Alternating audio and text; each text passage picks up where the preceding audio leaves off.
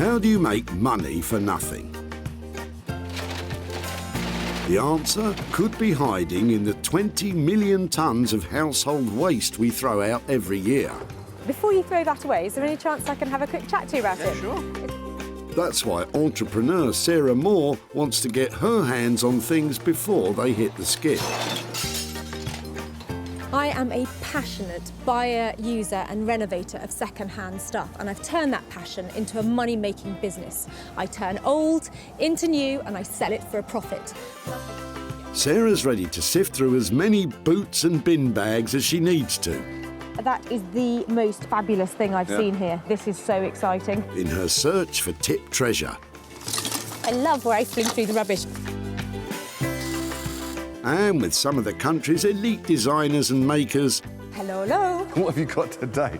I want to do what's right for this piece of rubbish. she can transform her finds into desirable, Look at that. beautiful, Speechless. valuable, You're joking. and hopefully saleable items. You always talk my kind of money, Jay. I love doing deals with you. If Sarah is successful, then she can hand the profits back to the very people who had no idea there was cash to be made from their trash. Wow!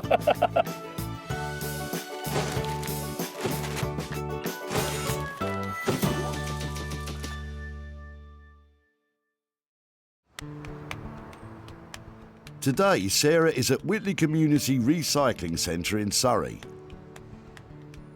Every day, up to 400 cars arrive here laden with junk for the tip. But much of it could be reused instead of landing headfirst in the skip. Thankfully, Sarah's here to retrieve rubbish from this wonderful world of waste. Some people like going designer shopping, others go and play golf. But for me, this is where it's at. I'm in the department store for rubbish, and all I've got to do is find the treasure in the trash. With a team of skilled designers waiting in the wings, Sarah has special permission to be scouring through car boots looking for 3 items that once revamped and sold will produce a payout for the person dumping them. Bring it down, I'm here all day. I like the look of your chest. Yeah. That's a loaded remark, isn't it? Come on, Sarah, keep your mind on the job. Enter Richard and some interesting looking doors. Hi there. Hello. I like your doors. Well, they didn't fit. Oh, really? That's an Is old one. That's an old one. Okay. That's one that came out. Right. That was the moulded door I got. So it's not as good a quality as the old one then? No, but the old one wobbled. Well, do you know something? It might just be to my advantage. I'm looking for stuff that I might be able to recycle or make into something else. And your solid door might be just the thing. Yeah, well, you're very welcome to have it. I'm thinking it looks like it might make a great table or... A You've got a table? lot- yeah. Well, let's get the... That's really cool. I would love if I could take it away and see if I can make something from it. Yeah? So it actually looks a lot nicer without the paint on it. It's really solid. It weighs a lot more than the new one. I can see lots of potential just because it's so solid and it's really big, which gives me plenty to work with. But what does Richard think? You see, thinking of it from my perspective, I can see turning it into sort of trestle and using it as a workbench.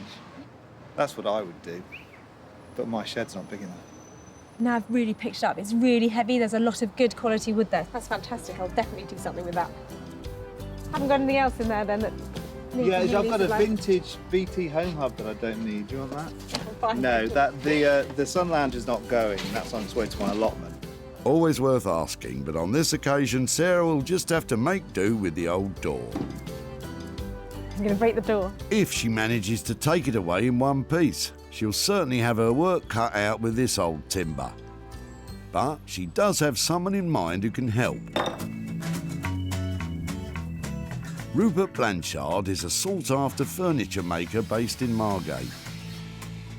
Design-wise, I love making things that appear really clean and simple, but the cleaner and simpler they get, the more complicated they are to make.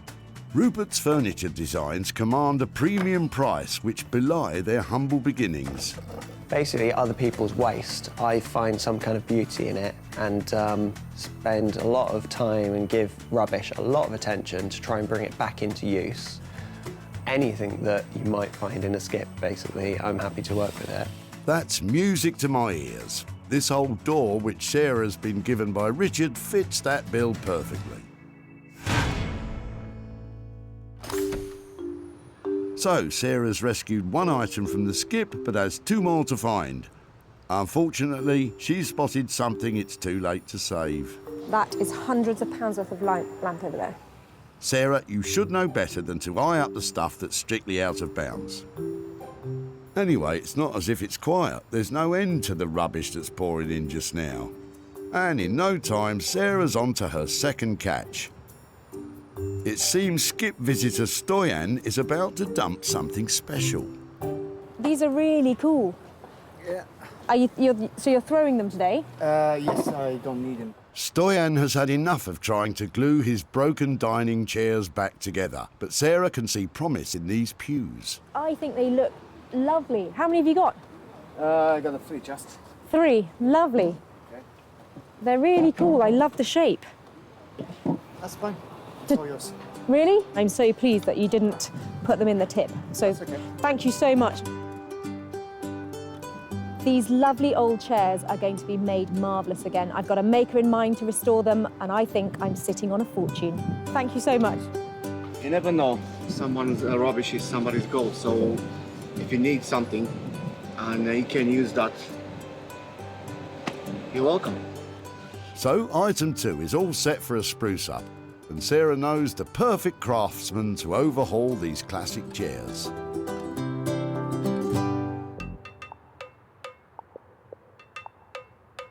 Jay Blades is a builder turned philosophy graduate turned furniture restorer.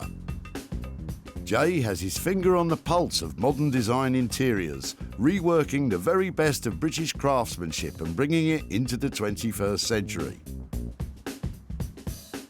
I've always had a passion for the kind of heritage that the British designers have produced over the years. Traditionalists would love to keep it as it is, but to be reintroduced into the market, I like to just add a bit of colour and add something a bit quirky. I really enjoy adding my bit and not necessarily worried about other people's reactions. It's more about, do I like it? If I like it, then it's good. The 3 rickety stick-back chairs are a perfect project for Jay. But after all Stoyan's repairs, will he be able to stick them back together again? Sarah's successfully secured 2 items for Rupert and Jay's talents, but now she needs to search for a 3rd piece of jettisoned junk she can renovate herself. Anything you fancy in there? But the pickings are looking slim. What's in the box? Shiver me timbers, some treasure on the horizon, or at least somewhere to store it. So what is it about the domed captain's trunk in the back of the car there that I find so exciting? I just don't know if it's being dropped off or if somebody's keeping it. But here's the guy coming now. The chest looks very old, and it could be a great opportunity for Sarah to make some real profit for its owner, Richard. Sorry to bother you, I was just wondering, is that something you're dropping off today? Yep. That looks amazing. Have you just had enough of it? What, is there a story behind it? There is actually. It's my wife's grandmother's. Right. So there's a bit of a story actually. Yes. Well, yeah, I don't know what she used to do with him. And she didn't go abroad, or did she always live in this country? Do you know anything like that, or? She went travelling when she was about 85, 90. So Oh, that's really? all. Yeah. So it's probably. I bet she didn't use one of these. I don't think did she was she? that then. No. Okay. She was quite. Unfortunately, I never met her, but she was She apparently sounds very. quite spirited. Yes. Does it open? Does it still? I think so. Just one of the hinges is broken, but yeah. I think that is absolutely beautiful. And I totally understand why you might have finished with it, but is it something that maybe I could take away and try and restore or do something with? Yeah. Yeah? You wouldn't mind? Rather than let's throw it away. Although it's not a treasure chest, Sarah can see some good money in it for Richard and his family by saving it from the crusher. I really honestly don't know how much it would be worth. I've never seen anything like that, so no idea. This is stunning.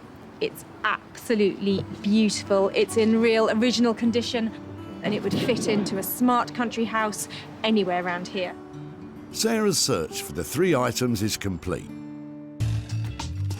Rupert will knock the old white door into shape. The 3 chairs are going to furniture designer Jay, and the empty chest will be treasured and given a new life by Sarah. I love the things that I've saved today, but the real question is, can I actually make any money out of them?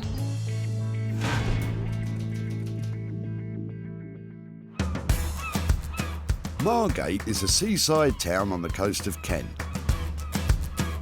Like Brighton and Southend, Margate was infamous for clashes between mods and rockers in the 1960s.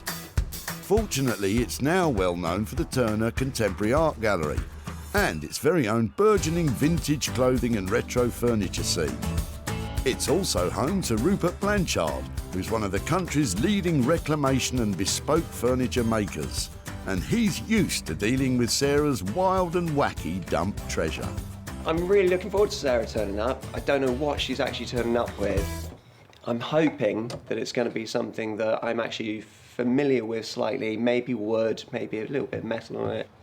If it's mass production or bespoke, if it's rotten or brand new, happy to sort of apply my own skills to it and play with it, basically. I just want to get on with it.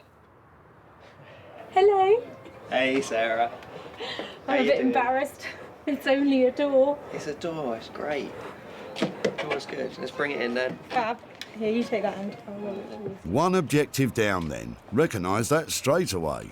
Is a door great? They are great if you've got a gaping wide opening at the front of your house. It's quite heavy. Solid, isn't it? Oh, it's a pine door. That's what I thought. It's a Victorian pine door. That got left in the garden. Okay. This one's really quite square, quite solid. Doesn't seem to have much rot to it. Nice little metal keyhole cover. We could incorporate that into something. I don't know why, but I'm thinking about a dressing table for some reason. So, dressing table.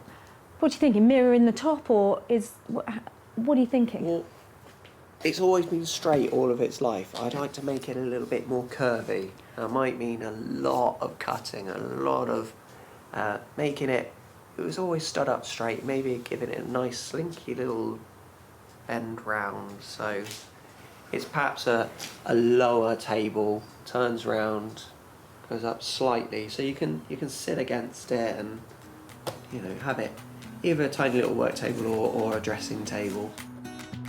A slinky dresser, for somebody who's a slinky dresser perhaps. But how much is this transformation likely to cost? I'd like to get this done in a day. I would like this done and keep this one simple, keep it clean, but keep it quite abstract and sculptural. And so, yeah, in total, no more than 2 days. That's fine. I think if we signed it off like that we're up to kind of 400 quid on it. If there's a bit less than that, that's great. That might mean something more for the guy who dropped it off. So if we keep it to that kind of ballpark, I'm happy with that. Yeah, I don't see any problems with this. It's going to be quite a sculptural challenge, quite a interesting thing. I think it won't be to everyone's taste, this one, but I think we're going to do something new that people haven't seen before with this one. So from distressed door to pop art dressing table, that boy is a genius. With costs of up to £400 to transform this old door into a slinky pop art mirrored dressing table, the pressure will really be on Sarah to sell it for a premium price if she's to return a profit.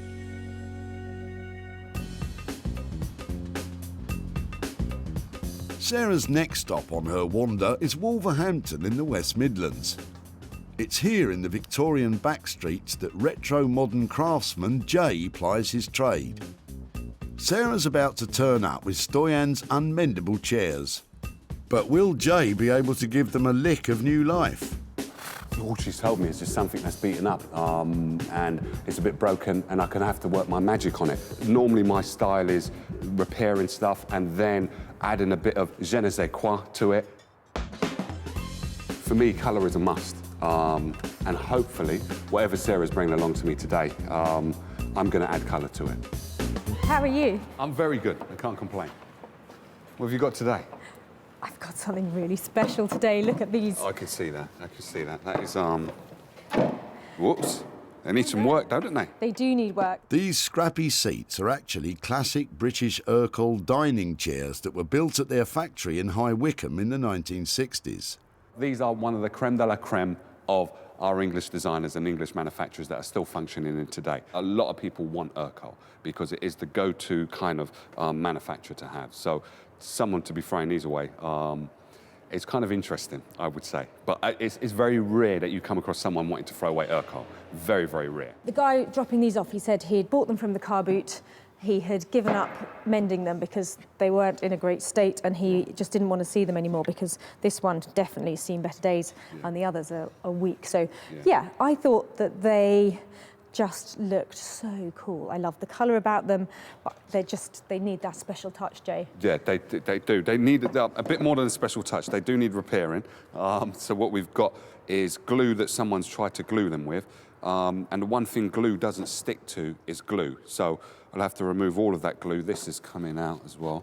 No. I'm hoping that the state of them wasn't too bad. And then I thought, you know, you are the go-to man for Urkel. Yeah. I've seen the kind of fresh new look that you've put on some of their pieces, and I'm sort of wondering, you know, is how much colour we can introduce them, and if that's all right to paint them. I think that adding some colour is not going to be too detrimental to the design of this piece. I will introduce colour, but I won't overdo the colour on these. It will be very modestly done. I do love these pieces, so I can't wait to start working on them, actually. You know what my next question is going to be? It's going to be money. Money, money, money. £50 each. That's a deal. OK, cool. I'll best get to work then. The total cost of renovating the 3 chairs will be £150. Sarah will need to find the right buyer if she's to turn a profit on these.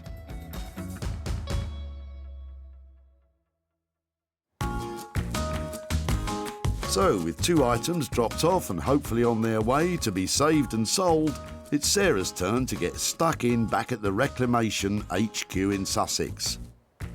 And at her barn, she's hoping to turn Richard's chest into valuable treasure. But sometimes it's difficult to get started. The dog's run off again. Bramble, here! Bramble, here! Come on, here! Right, I'm just going to go and put it in the house. Come with me. Come on. Come on, let's go. Come on. But preparation is everything. The dog is under no control. It just does whatever it likes. It's a nightmare. Bramble may be a nightmare, but the chest Sarah's saved might be what dreams are made of. Actually, I hadn't remembered how it was on the inside. It is a lot better than I remembered, so that's quite cool. I probably won't even have to line it. It's in good nick. Ah, treasure. It's got a bicycle clip in it. Look at that. That means it's at least 50 years old, because nobody uses those anymore. More like 150 years old. And a sweet. Nice. The mother lode, a good omen for turning a big profit. The metalwork and the binding on the trunk is in really poor condition, and that is going to affect how much money I can get for it. So my plan is to try and take as much of the rust and the surface dirt off as possible, and hopefully stabilise it so it's something I can wax to make it look much more attractive than it does at the moment. It's going to need a lot of elbow grease to get this together. With grease applied, it takes Sarah just half an hour to remove what looks like more than a century of filth.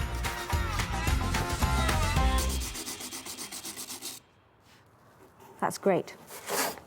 It's missing its clasp here, look. Should have one of those on this side, but that's missing. It seems this trunk also comes with a lot of baggage. Quite recently, somebody's put a couple of screws in here just to hold the hinge on. So I need to find out how big they are and go and get some better ones, hopefully with some sort of rounded top to them. Looks like they were hammered in before, so I'm not going to be able to do that again. All of the polishing is beginning to pay off, and Sarah's starting to get a hunch that this chest could be quite valuable. What I might do is just take a picture of it and pop it on social media. I'd like to know how old it is, if anybody's seen one like it, particularly if anybody's sold one before and knows how much it might be worth.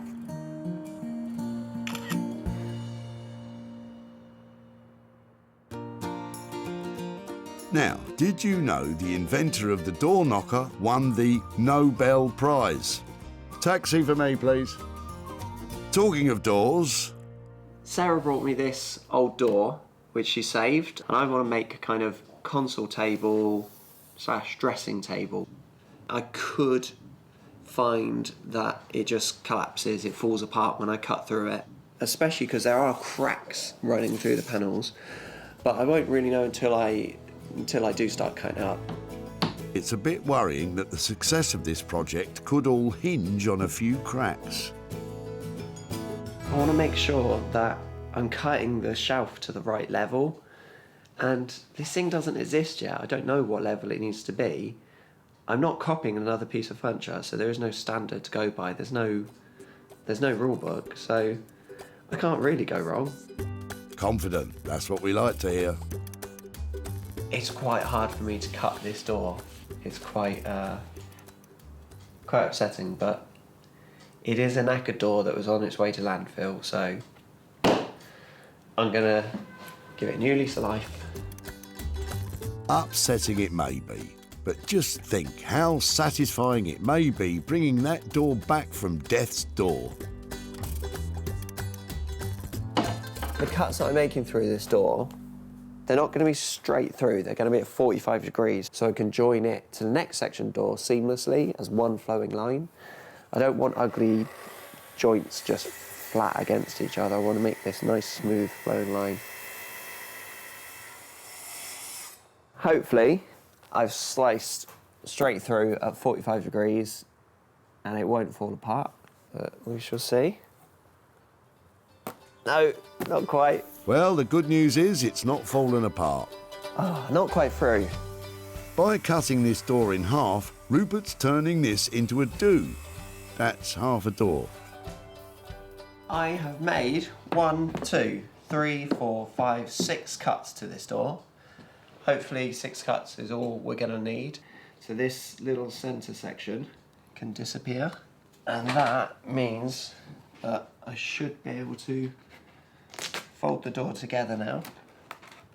But you kind of get the idea of what I'm trying to achieve, to make it appear as if the door has actually folded up on itself. Don't you just love it when a plan comes together? I'm still experimenting at this stage. I'm just trying to work out the piece of furniture that at the moment it only exists in my head. Yeah, it won't just levitate. Nobody said anything about levitation. Once mastered, that's bound to raise the value.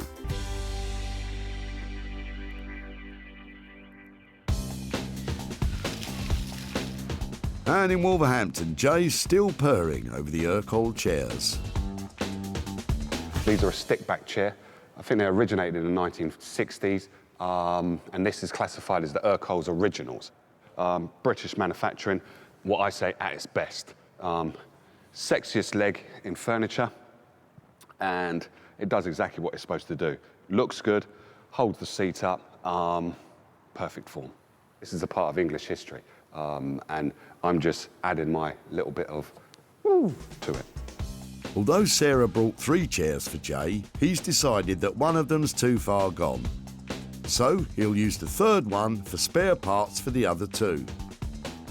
All of these have to be sanded down, and that's all of the sticks, including this bit here. That is kind of like water damage on there. So it will be interesting to see if that has gone through and I can't clean it off. What I might then have to do is just paint this. So the design, what I've got in my mind, is determined by what the chair unravels to me. And unravelling before our very eyes is Jay's plan for the colours. So you imagine a light chair, like that colour, with black, and then with a hint of that, and those work. So I'm quite happy with that, actually. All it means is that I've just got to do loads of sanding. Sanding down ingrained stains is one of the biggest jobs of any furniture restoration. And it will reveal to Jay just how much of the wood he'll have to paint over. The wet white actually gives a true indication of what the wood would look like once it's finished. And then it will show kind of all of the imperfections that are there. So it's almost like getting a dry run of how it's going to look.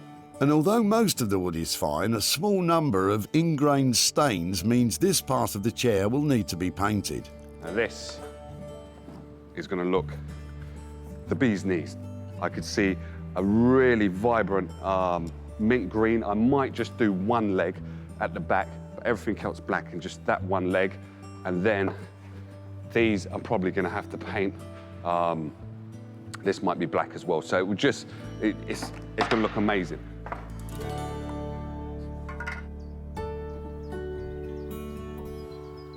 Back at her house, the photo Sarah took of the old trunk has generated some results.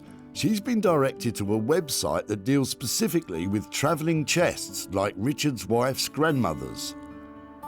So there's all sorts of different trunks on here, but basically it's a dome top antique trunk, and it looks like it might be American or continental. It doesn't look like it's British. So, and probably 1870, something like that, are the similar ones that are coming up on here. And wow, some of them are as much as $3,000 a trunk that look just like our one. I mean, the condition of ours is not great, but we might be talking as much as £1,000 for that trunk. And that will be amazing. Sarah's success is measured in sales, and she always seeks out the best opportunities to maximise profits. Hosting regularly her own furniture and clothing sales from home, Just sold the sofa. advertising and selling online, Let's get that online. or meeting commercial buyers in person to sell direct. Seeing this is really refreshing, and it's good, and people are going to want more of it. It's going to grow, this thing, I think, that you're doing. With opportunities galore in the things we throw out, Sarah's always looking to make money for nothing. So Richard's wife's grandmother's old trunk went on one more journey from the garage to the dump. That looks amazing. She went travelling when she was about 85, 90. So Oh, that's why, really? yeah. So it's probably, I bet she didn't use one of these, I don't think did she used she? that then, no. And after sitting in the garage for years, Sarah took it to the barn to rejuvenate it. That looks a lot better. And after some detailed research, she discovered it's possibly an American traveller's trunk from the 19th century that she could sell for a very healthy profit for Richard. Back at the house, there's been a change of heart. Knock, knock. Hattie, Richard's wife, is finding it difficult to say goodbye to her grandmother's chest. Hi there. Hi. Hi, I'm Sarah. Hi, come on Hi, in. I'm Hattie. Hattie, come on in. And Sarah has invited her over to take a look at what she's been up to. There you are. Do you recognise that? Look. Remember, Megan? The chest now looks fit to store treasure, and Sarah's able to give Hattie a bit of history on it. I think it was probably something around 1850, 1875, something like that, so quite old. And some people are suggesting that it's an American trunk, so I don't know if there was any connection with where it came from with that kind of travel, but probably not English. Yeah, just a really fun sort of oldie piece. It's, well worth hanging on to, I think. Do you like it? The chest did once feature prominently in Richard and Hattie's home, but when they started a family, it was put aside. When we had Megan, as soon as she was mobile, I was just really concerned about having it in the house because I thought with the metal edge, I was just worried if she lifts it up, it could literally, chop her fingers off. So that's when it went into our garage, which unfortunately is a bit damp, and that's when it sort of got into a bad way. But with even the briefest of clean-ups, the chest has been given a new lease of life. It's literally had half a go at being sanded, and I think that if you wanted to use some wire wool on it or a wire brush, it would actually come up, really quite well. So And inside, all we've done is just given it a really good dust out, but it's in really good condition inside anyway. Oh!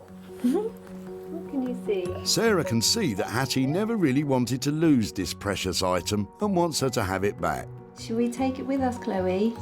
Yeah? That would be great, thank you. I think it's quite heavy, isn't it? It's got wheels on the bottom, which is a really good feature if you really want to move it around. Hattie and Richard almost got rid of the chest at the dump, but thankfully this family heirloom is going back home, and for safety's sake it won't be used as a toy box. There you go. Well, that's fantastic. Do you think that'll fit? Brilliant. I am so pleased it's going back home. Sweet. Really. Oh, that is really sweet of you. Thank you so much. Safe trip home, and I'm glad it's going home. Thanks very much. It's a pleasure. Isn't that sweet? That's so nice that it's actually gone home. A very sweet ending. From one sweet ending to another, Sarah's back in Margate, where Rupert is adding the finishing touches to the pop art dressing table made from an old pine door. Every time I come down and see Rupert, I get such a surprise. I don't know how that genius mind works, but everything he turns out is just really special. So today, it's a console dressing table made out of a door. Who knows what that's going to look like? When Sarah saved it from the dump, it was a simple pine door which had seen better days. Rupert's given it an imaginative uplift and a new purpose in life as a quirky console table. It looks like it's having a good old knees up and will add bags of character to someone's hallway. Rupert, hi. Hey, Sarah. How are you doing? Good, good. Back again, I see, for another weird contraption. Oh, Rupert, it's fantastic. Yeah, it's an odd one, this one. I was really worried about you turning up because I think you'd either hate it or kind of love it. Essentially, I've tried to make a hallway console table, somewhere just to put your keys, put your gloves on the side. So I've actually added a new piece of architrave around it. When I say new, I pulled that out of a skip. It matches the period of the door. I had that mirror kicking around in the warehouse. It's of the same period as the door. I love the fact if it goes on a wall, it's going to add so much detail, and it's just so simple, and that is why it's brilliant. Yeah, I really wanted to keep it simple. I'm really always interested in the history of pieces, and to me, flaking paint and different colours really tells the story of this previous home. So I think that we said the budget on this was £200 to £400. How did we get on with that? I haven't spent so much time on it, and luckily I haven't had to spend much money on it. I'd be happy to let you have this for around the 200 mark. That'd be no problem. With £200 worth of budget, I should be able to make a profit on it. So thank you. I think it's gorgeous, and there's a wall in my house that definitely needs one of these. So, with Sarah made up with the makeup checking mirrored console table, all she has to do now is find a new home for it. Wow, the beauty in that design is all about its simplicity. It's such a clever idea, and it's so functional. It's a door, now it's a console for a hall. It's brilliant, and I'm hoping that that should make it pretty easy to sell. Who would have thought back in the dump in Whitley that Richard's ill-fitting door would gain a new lease of life as a console table? I can see turning it into sort of trestle and using it as a workbench. That's what I would do, but my shed's not big enough. Shame the shed wasn't as big as Richard's ideas. But the good news is that allowed Rupert the opportunity to customise and crease that old timber, turning it into a cool console table. Sarah has yet to find the right home for this unconventional creation. Sarah's come to Surrey to show Richard how his old pine door has been reinvented.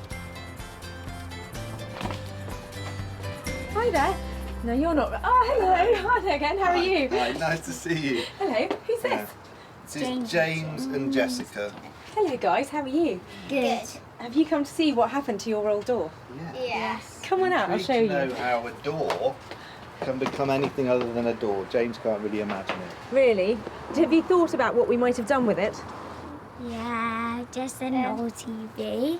An old TV? Yeah, one of those wooden ones. That's a really good idea. I wish I had thought of that. Do you want to see what we did with it? Yeah, absolutely. Okay, so it looks a bit different. This is something that is probably not everybody's cup of tea, but your door went on holiday, it went all the way to Margate to this amazing designer who's called Rupert Blanchard. And he has made your door into, it's a console table. That is... I mean, but you can still see what it is, can't you? And then when it's in a sort of more household position, I think it looks quite smart. So it's not everybody's cup of tea because it looks a bit scruffy, but I think it's really original. I really like it. What do you think, Jess?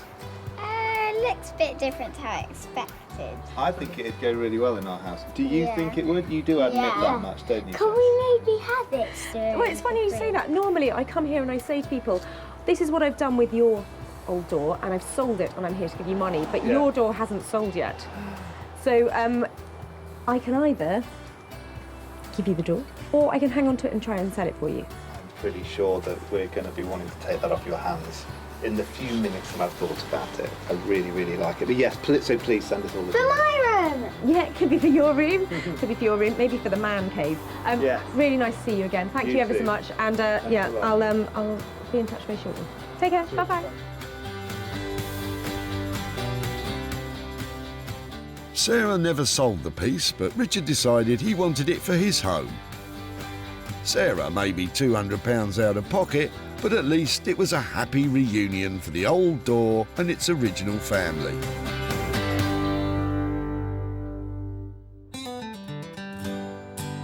With 2 out of 3 items completed, Sarah has one more pickup to make. And in the West Midlands, Jay has finished the Urkel chairs and is waiting nervously to see if she likes what he's done.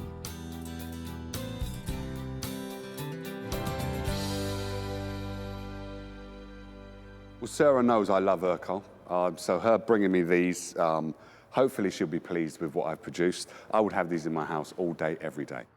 These are really, really brilliant. But will Sarah agree with the radical approach to colour Jay has taken with these classic chairs? I can't wait to see what Jay has done. He's Urkel's biggest fan, and I'm hoping that with the pair and the spare that I dropped off, he's managed to create 2 fabulous Urkel stickback chairs. When Sarah brought 3 chairs to Jay, they were on their last legs. And now, 50 years after they were made, they're cutting-edge Urkel chairs once again. What have you been up to? You're just a genius. Look at that. Just the one leg. Just the one leg. How quirky is that? All they needed was a decent amount of glue, taking the glue that was out of it, and then putting them back together, and they are ready to go for another 60, 70 years, I believe. Perfect. Made my day. Absolutely perfect. I think you've kept that purity, that Urkel finish and that look, and just enhanced it. Oh, just world class, brilliant. Yeah. Couldn't be more pleased. Flattery will get you everywhere. Flattery will get you everywhere. Oh, good. I think we set the budget at 100 quid for the pair. Did we come in on budget? We came in on budget. We came in on budget. Luckily, Sarah can already see how these ultra-modernised, chic Urkel chairs will sell themselves.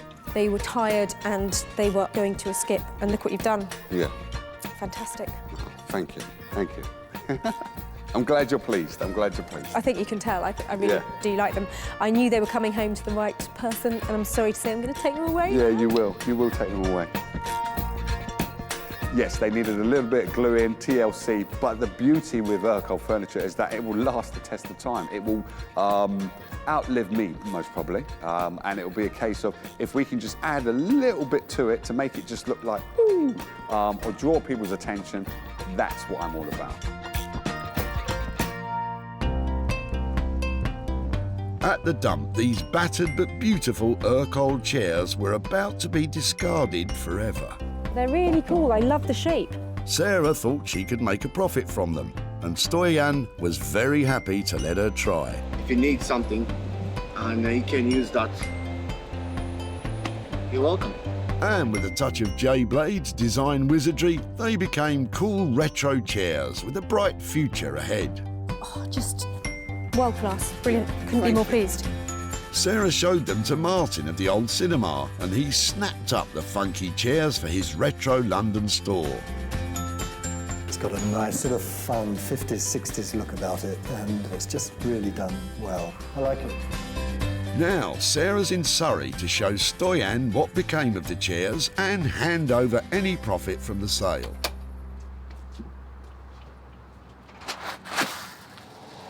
Hi there. Hello. Hello. Hiya. I'm Sarah. Hi there. I'm Liliana. Hi there. I'm Hi, nice to see you again. Nice How to are see you? Yeah, very well, thank you. I've bought some pictures to show you of your Okay. chairs. Now, I remember you dropped 3 off at the tip, Yes, didn't you? yes. And did you say you got them from a car boot sale? Yes. And they had been stuck together lots of times. Was that you who'd been Yeah, mending them? we used that nearly 9 years. Oh, really? Yeah. They were a bit wobbly and they were quite old. Yeah. They were unstable and we had no use for them in the room. We just didn't have space for them. Okay, so your chairs, would you like to see what happened to them? Yeah, please. There's an amazing guy called Jay Blades who specialises in revamping very hard. furniture. What do you think? It's very hard, yeah. Ooh. Nice. Good? Yeah. Do you think it works? Yes, and this is bright as well. Really good. Yeah. Color contrast is.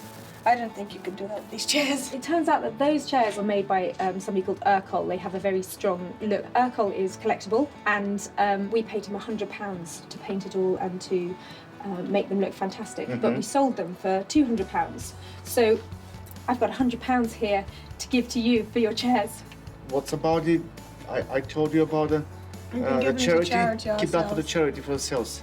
Really? Yes, please. What I'd like to do is, if I give it to you, then you can choose which charity that you give it to. Macmillan's, we at school we did some work for Macmillan's, so I could. That would be great if you're happy with that, and if I can send you pictures or anything if you want to show anybody at school how the money came or what we did with your chairs. That's fantastic. Okay. So Thank you. Thank you very much for letting Thank you me for keeping in have touch your. and- Oh, that's lovely. And Thank you. It's a good luck pleasure. with what you're doing. It's really great. Oh well, thank you. They were great to work on. Jay charged £100 to repair and reimagine the Urkel chairs. Sarah sold them for £200, making a nifty profit of £100 for Stoyan and his daughter Viljana.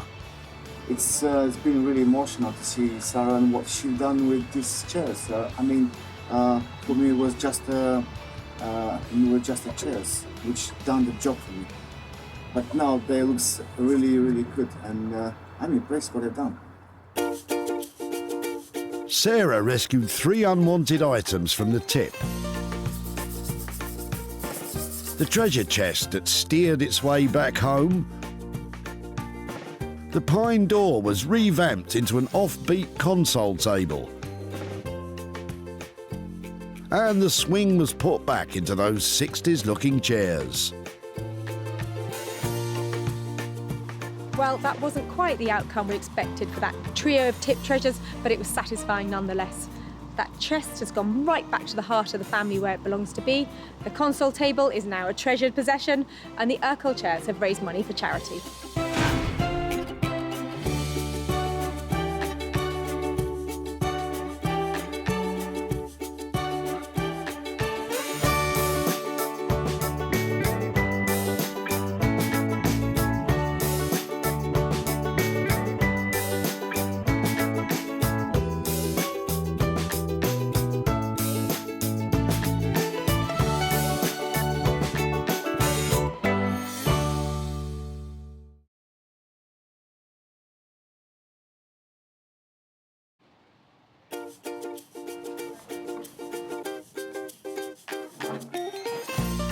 How do you make money for nothing? The answer could be hiding in the 20 million tonnes of household waste we throw out every year. Before you throw that away, is there any chance I can have a quick chat to you about it? Sure. That's why entrepreneur Sarah Moore wants to get her hands on things before they hit the skip. I am a passionate buyer, user and renovator of second-hand stuff, and I've turned that passion into a money-making business. I turn old into new and I sell it for a profit. Sarah's ready to sift through as many boots and bin bags as she needs to. That is the most fabulous thing I've seen here. This is so exciting. In her search for tip treasure. I love where I fling through the rubbish. And with some of the country's elite designers and makers. Hello, hello. What have you got today? I want to do what's right for this piece of rubbish. She can transform her finds into desirable. Look at that. Beautiful. Speechless. Valuable. You're joking. And hopefully saleable items. You always talk my kind of money, Jay. I love doing deals with you. If Sarah is successful, then she can hand the profits back to the very people who had no idea there was cash to be made from their trash. Wow!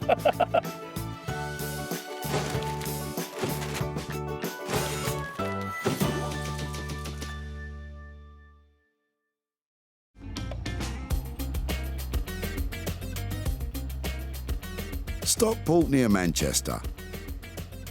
And at the Bredbury Recycling Centre, around 2,000 tonnes of stuff is unceremoniously chucked, dumped and ditched into tips every month. On the lookout for potential treasures is Sarah Moore. I'm really open-minded about what might come in today.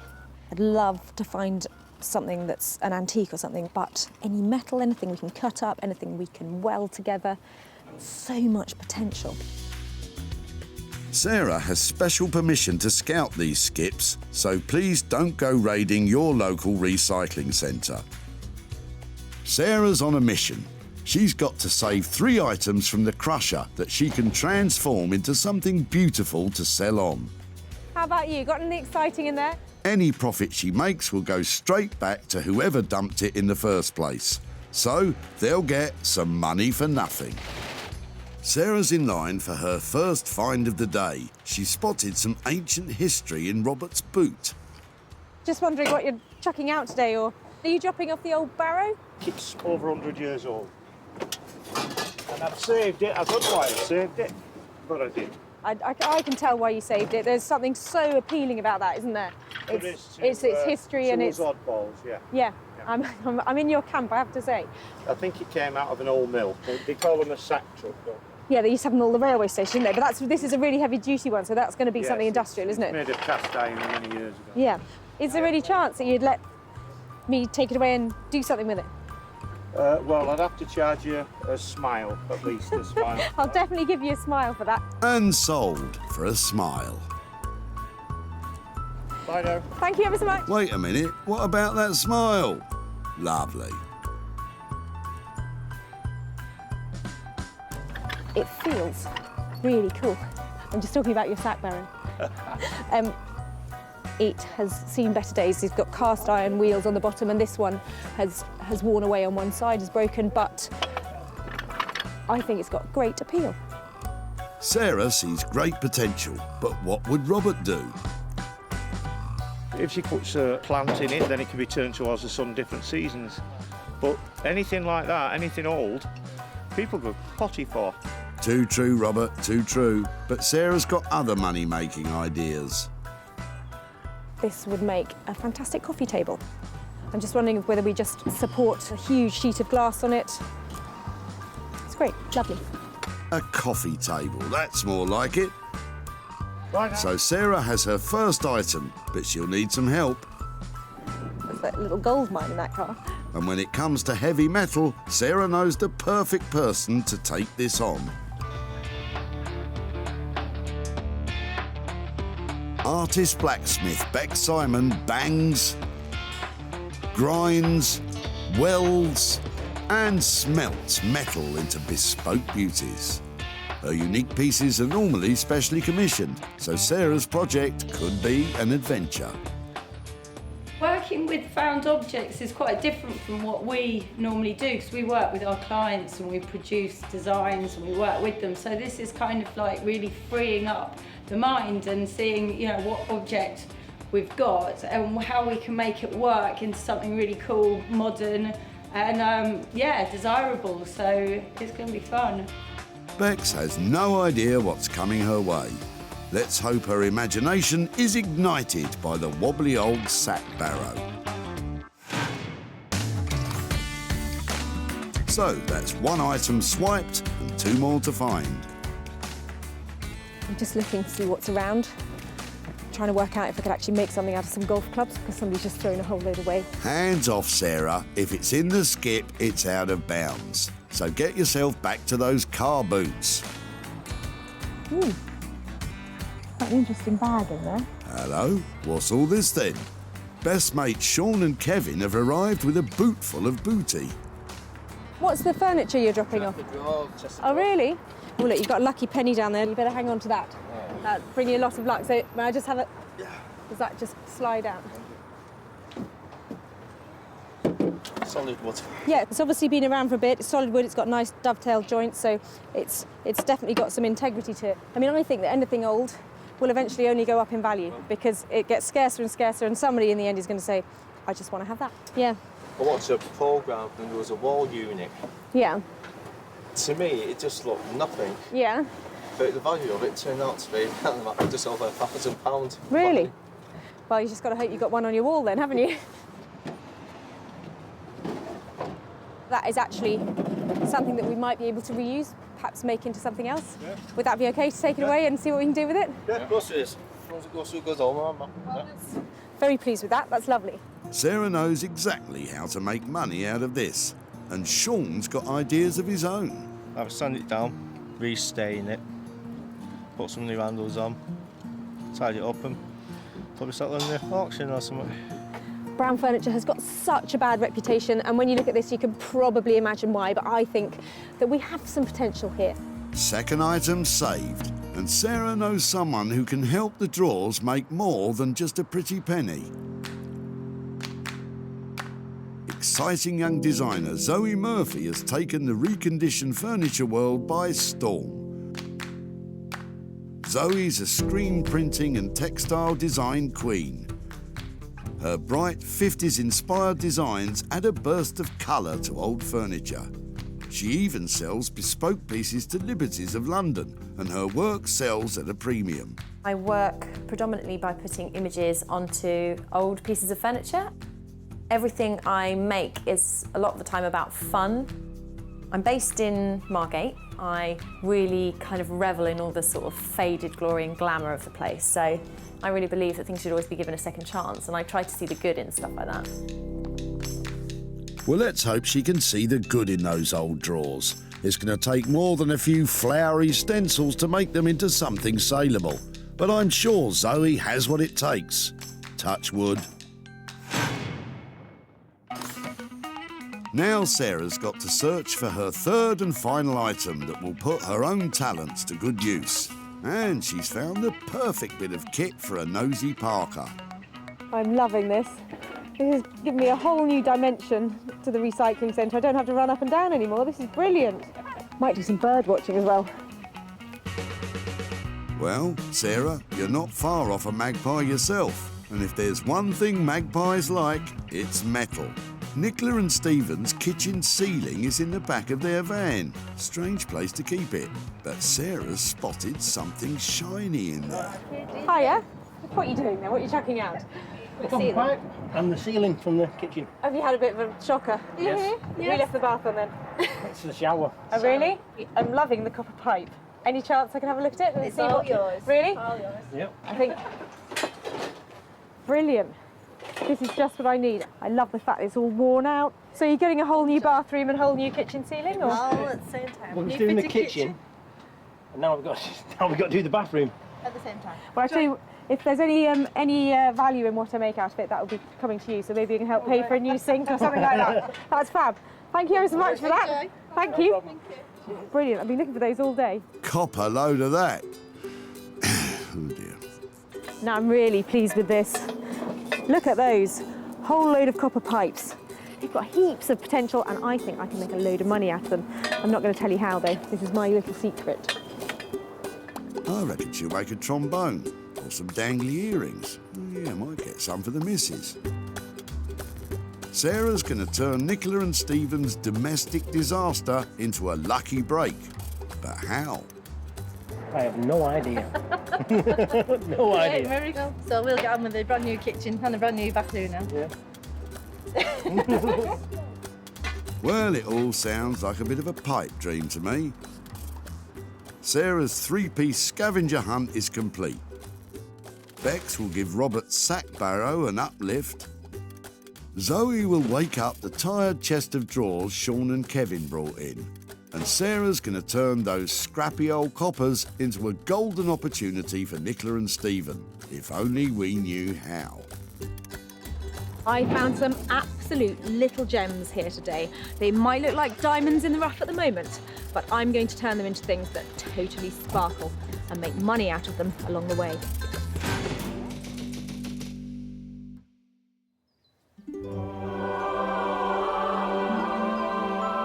Sarah's first stop is deep in the heart of the picturesque Surrey countryside, where, in amongst the tranquility of country living,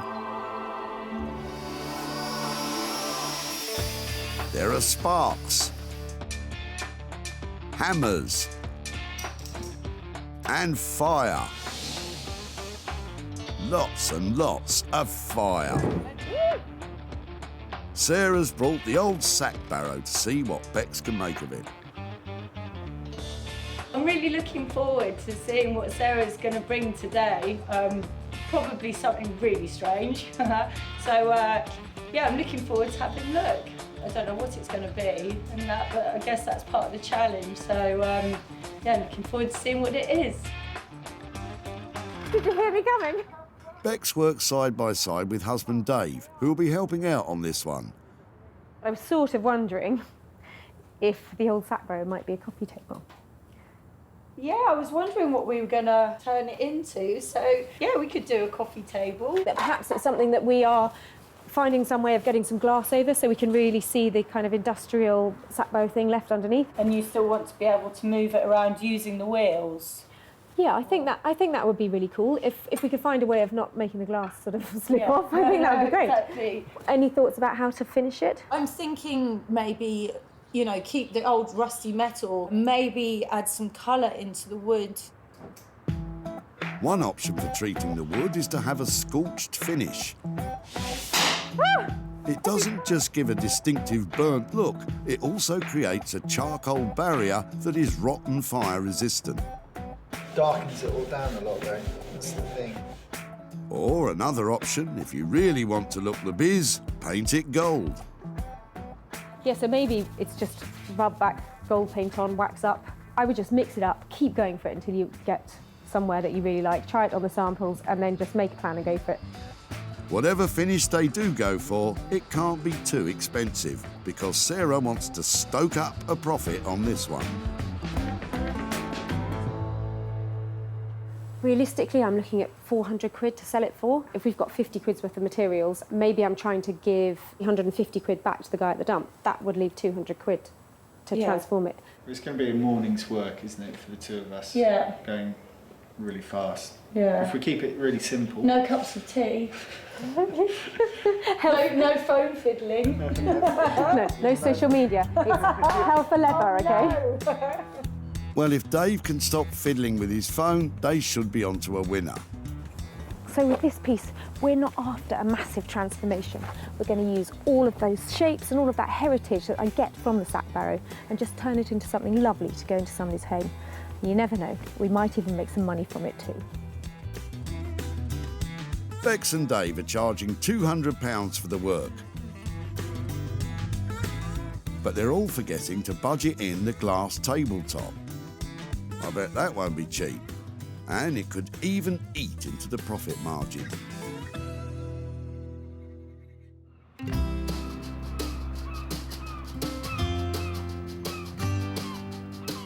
The seaside town of Margate has had an upcycle of its own since the opening of the Turner Contemporary put it back on the art lovers' map.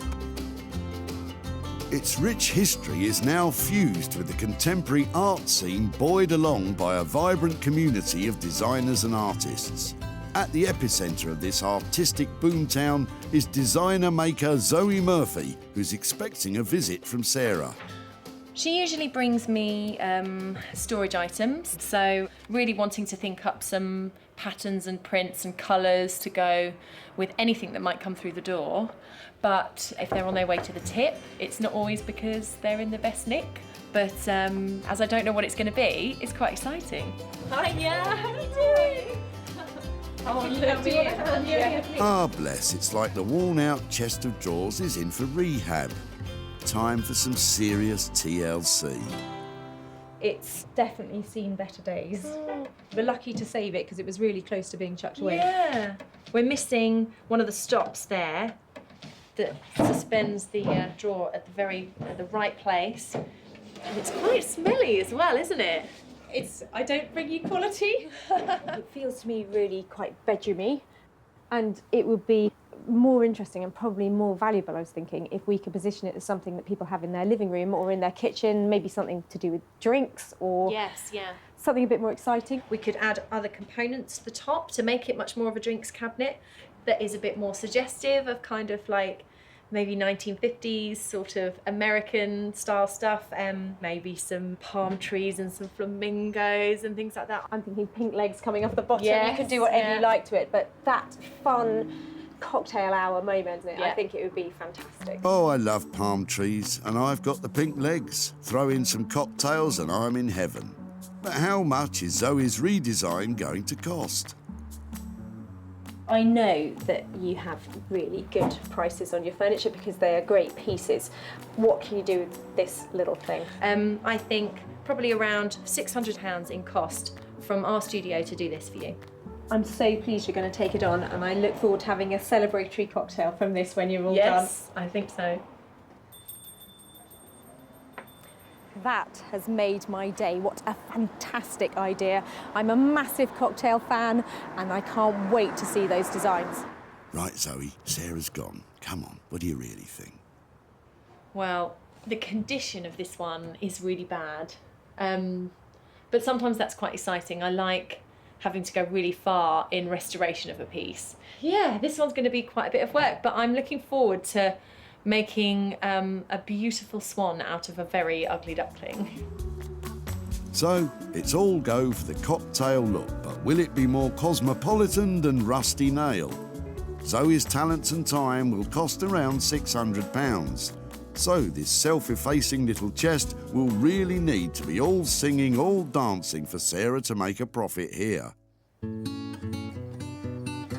designers are firmly on board. Now Sarah needs to get her own hands dirty.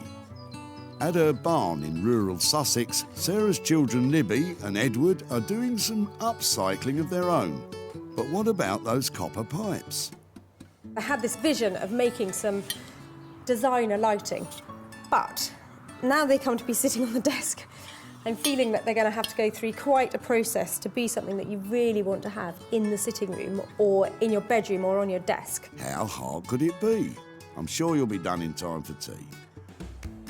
I've got this block that it was outside in the stable yard when we moved in. I'm not sure what it's for, but it's really hefty and I've been using it as a doorstop. I'm hoping that that would make a really good base for a chunky light. Something else for free. I like it. But Sarah has had to buy some shiny plumbing bits and handy lighting fittings. If I take off the bulb, I'll be able to feed it through my light and I'll have some sort of ready-made lighting that is already safe and tested that I won't have to go and get an electrician to wire up for me. That's the plan. I like a plan. And this, I'm pretty sure is oak, and I know that that is a really tough wood. And she's right, it's heavy going. I know oak's a hard wood, but this is ridiculous. Sarah needs some ancestral help. These are my grandfather's carving tools, and I just read on the front it says special carving tools. So sweet.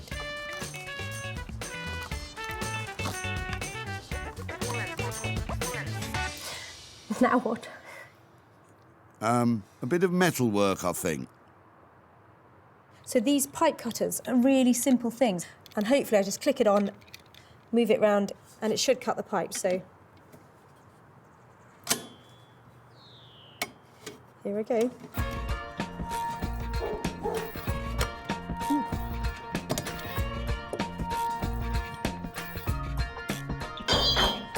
Musically gifted as well. But Libby doesn't look impressed. The new plumbing parts ensure the old Imperial 1-inch pipes fit into the metric-sized hole that Sarah's just drilled. And they add some bright, shiny detail to boot. Right, back to that wood block.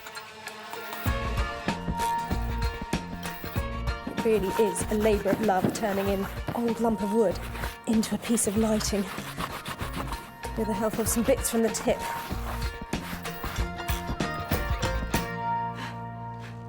Once that flex is thread through, she'll be home and dry, easy. I'm just trying to feed the end of the wire through.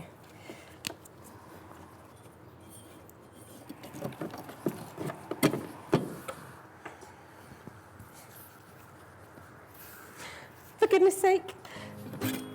It's really not your day, is it? Gently pull that bit.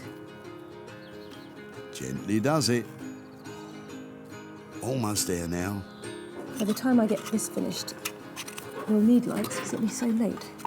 OK, I was wrong. It might not be done in time for tea, but despite appearances, Sarah's almost finished.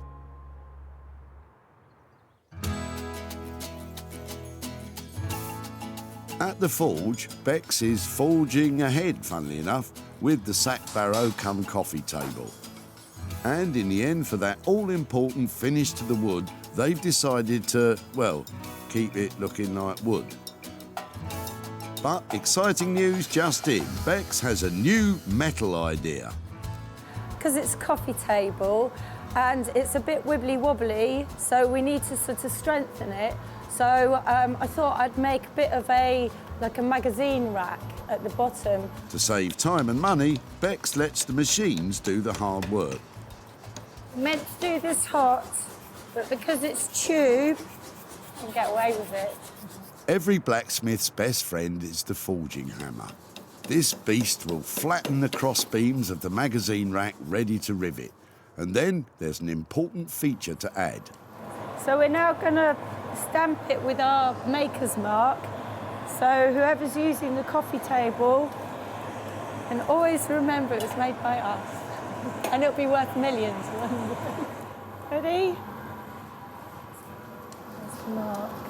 It's this way round, got to get it right. Okay. Yeah. Yeah, ready. Watch those fingers. There we go.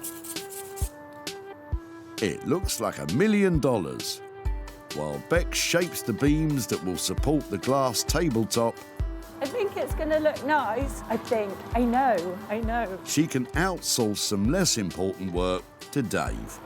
Dave, can you take off, we'll scrape off some of that stuff. Thanks. It's definitely a labourer's job, I think, cleaning muck. We each decide who does what, and then we have an argument about it. Well, I'm definitely the boss. Of course, naturally. But no, we compliment each other because he's sort of, I'm like, he's like the more grounded one. With the dirty work done, it's time for some teamwork. This is where it all goes wrong. The magazine rack beams are being riveted together, but it's dangerous work.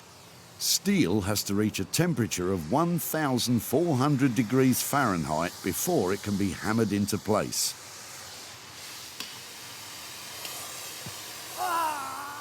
Ouch! Look. That might slow things down a bit. Why has it gone like I that? don't know. She hits her hand all the time. I wouldn't worry about it. No, it's just a bit swollen for now. You're all heart, Dave. It's all right, it didn't fall off. It's not broken. I just hit it quite hard. Anyway, back to work. Come on then. What a trooper. Oh, don't. It's really embarrassing. I'm going to hit it this time. Hopefully I'll hit the snap tool and not my hand. With the sack barrow in safe hands, well, in hand, everyone's fired up in Surrey. But with a glass tabletop still to buy, the profit might be the one taking a hit.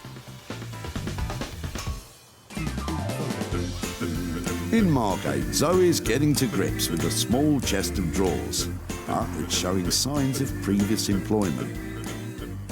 Definitely had some time probably in a shed as a painter and decorator's assistant. It's currently just a sort of very thin ply, which will lift off.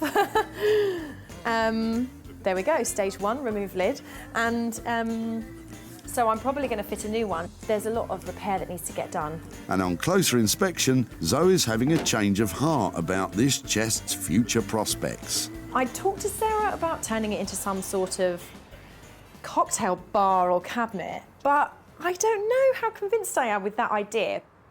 I like the idea maybe of turning it into a dressing table instead. So the high-legged cocktail idea has morphed into somewhere to get dressed up for cocktails instead. Well, I can live with that.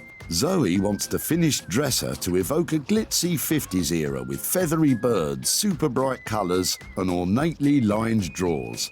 It's just my style, funnily enough. But does Zoe's redesign have legs? Yes, but not for long. They're in really disgusting condition and they've gotten damp at some point. That's okay though, it's kind of a good incentive to get rid of the legs. I've actually found some that I like the look of, in a sense putting some high heels on the piece, so yeah. I'm gonna say goodbye to the mouldy old legs. Sorry legs, off you get.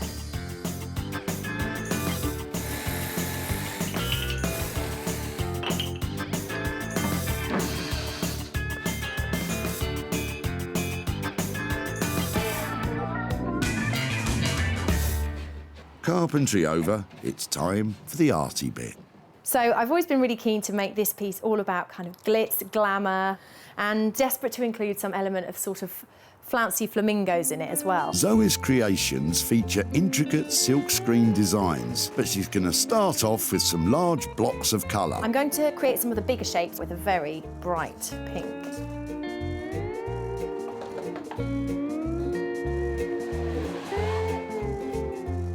I'm really happy with that. Got a little bit there to fill in where there's been a chip. Apart from that, I just need to do a lot more and put in some detail. The prettifying is well underway, and the coy little chest is on course for a much brighter future as some classy uptown junk.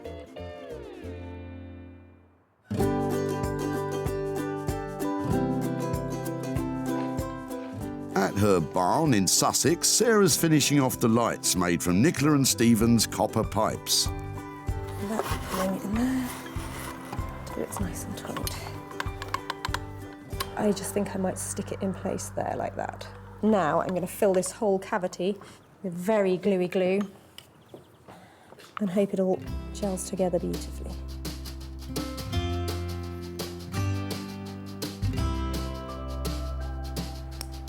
It was a bit of a challenge making a bespoke piece of lighting, but actually I think these copper pipes that were hidden away under the floorboards now look like they should definitely be on show.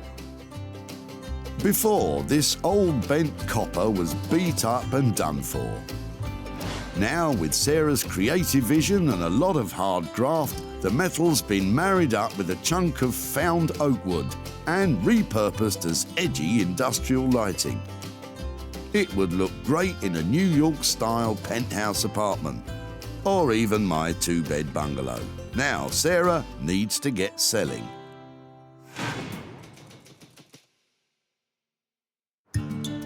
At the skip, Nicola and Stephen's battered copper pipes were swiped by Sarah after a kitchen catastrophe.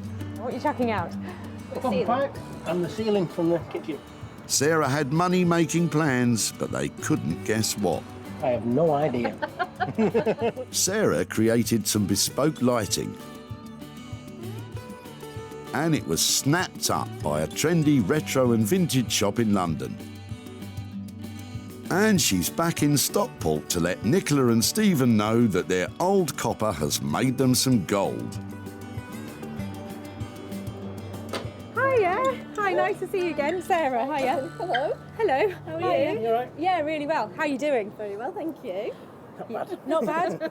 So when I saw you at the tip, Yes. you'd had a bit of a shocker with your plumbing, hadn't you? Yes, indeed. What had happened exactly? We were in the kitchen, renovating the kitchen, and as we pulled a false ceiling down, we saw a leak from the bathroom, so we now know that we have to redo the bathroom on top of the kitchen. And is that all sorted out now? The bathroom's not. Kitchen's done. Excellent. But the bathroom's just ongoing. empty. Well, it was a bit of luck that for us that happened. Obviously not for you, but those little bits of copper that you let us have were really useful. We turned them into lighting. Did you have any idea what we might make? No. Do you want to see a picture of what we did? Yes, yeah, go on. Wow. Oh, That's great. Do you approve? Yeah, I think that's it's great. lovely, yeah. Would that fit in with the new house or not something you'd have in yours? Yeah, I would. Yeah, dead right. With all the materials and having it all checked over by the electrician, it cost 80 quid to convert it into a light. So it has actually sold. Oh. You're surprised? Thought I was going to get it. No, I'm sorry to say you don't get the light, but what you do get is 55 quid's worth of profit. That's mine, it's my pipe. There's 55 quid there for your old pipes. Superb. Amazing. Yeah. Wow. Oh, thank you very much. Oh, I know who's in charge. Yeah, that's it. Wow, I can't believe that. Sarah spent £80 on materials and sold the finishing lighting for £135, making £55 of a profit for Nicola and Stephen. With the money, I think we'll put it towards our bathroom renovations, so maybe get some nice fittings or new towels or something.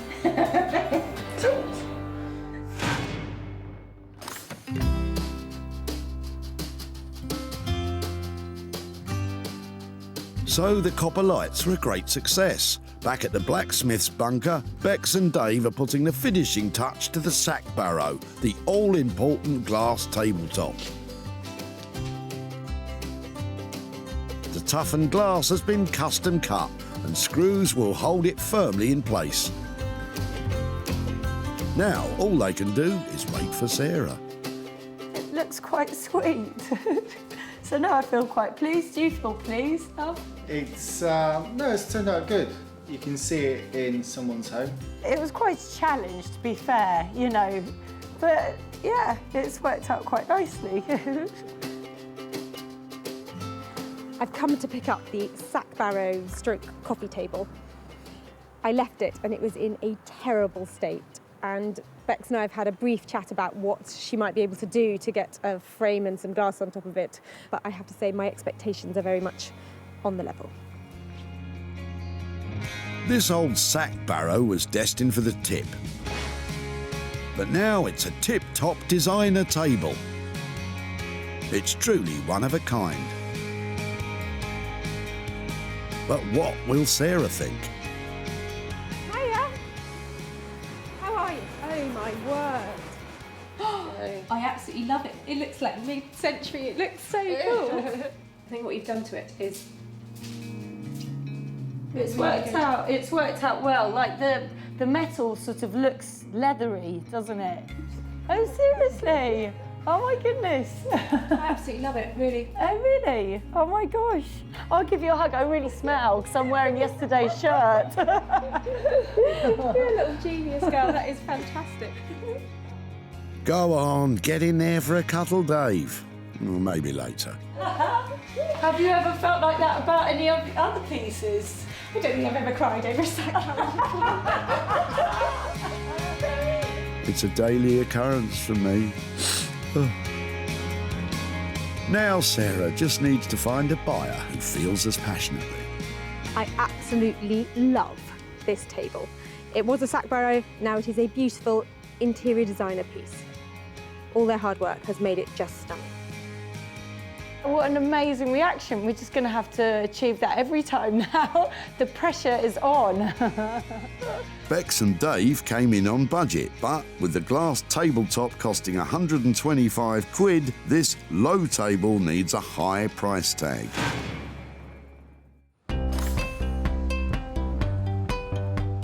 Back at the dump,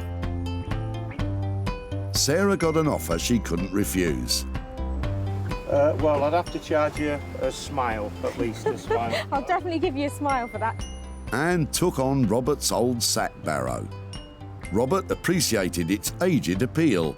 Anything like that, anything old, people go potty for. But it was up to Sarah to come up with a plan. This would make a fantastic coffee table. And with the help of Bex and Dave, that's exactly what it became.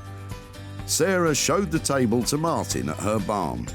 Martin owns the vintage shop in London that took the copper lighting, so he's added the table to his collection of things to sell on to retro fans. Bex and Dave's work cost £200, and the glass tabletop took the total cost to £325. It was sold for £475, making a profit of £150 for Robert. So I've sold the table that was made out of the sack barrow that Robert dropped off at the tip, but he doesn't want the money, so I'm going to give it to children in need instead. With 2 out of 3 items sold for a profit, it's looking good. But Sarah wants to score a hat-trick. In Margate, Zoe's putting the finishing touches to the chest of drawers. And the excitement's mounting on pick-up day because Sarah hasn't seen it for, well, ages. Sarah's coming. Oh, and I have no idea yet quite what she's going to think. We talked about glamour and glitz and lots of glitter. I like to think this is a bit more grown up, but it's still all about flamingos. Before, this bog-standard chest was brown, broken and about to become burnable waste at the tip. Now, with a huge amount of TLC, Zoe's reimagined it as a little glamour puss of a dresser. It sports slender new legs, and all the runners, stops and dovetailing on the sumptuous fabric-lined drawers have been carefully restored. 1950s style handles have been added, and an ornamental mirror crowns the top. Zoe's distinctive screen prints add an extra layer of designer luxury, placing it firmly at the high end of the market, which is exactly where Sarah wants it. How you doing? How are you? Really good.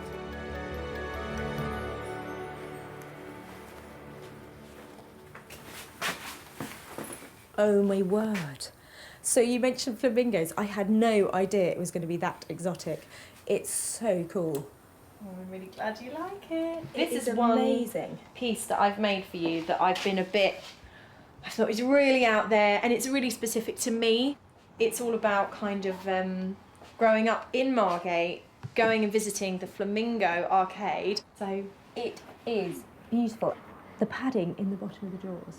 You just want to put the silkiest things in there, you know, like gloves or, you know, just knickers, something it's underwear. This fabric actually is one of my most favourite vintage kind of finds. I knew it was going to be right for it. It's sensational, it really is. Oh, well, I'm really pleased you like it. It was one of those ones where I thought, oh, love or hate, love or hate. Well, I love it. No, I hate it. No, I love it, especially because there's even more Zoe magic. I just noticed the glitter in here. Yes, there's a bit of glitter in the paint. I did promise you some glitter, and I got this far, and I thought, oh, there's no glitter in it, it's going to kill me. I might cry, I genuinely absolutely love it. It is, like, just the transformation is huge. It smells nice as well. Yeah. Oh, Sarah, not again. I'm tearing up myself now. Quick, let's talk hard cash before we both lose it. Zoe came in on the £600 budget, and with her name attached to it, it should make some money. It is worth every penny. It is a remarkable piece of furniture. It takes a little bit of a leap of faith to leave somebody with £600 and a really distressed chest of drawers and expect to come back to something like that. Zoe has made that fantastic. I think she's happy with it. I think she wants one. And yeah, I'm just looking forward to hearing who has it. And I hope they love it as much as I have loved making it. At the dump, Sean and Kevin gave Sarah the chest of drawers. Once it goes through, it goes over. I'm happy with that. Sean had ideas for it, if not the inclination. I would sand it down, put some new handles on, tidy it up and probably settle in the auction or something. But Sarah had Zoe in mind to help recreate it. Maybe some palm trees and some flamingos and things like that. It metamorphosed into a funky dressing table. And it was sold to Janet from Margate's Lombard Street Gallery. Janet has exhibited and sold Zoe's pieces before and knows they have real appeal. It is fantastic. Oh, beautifully lined with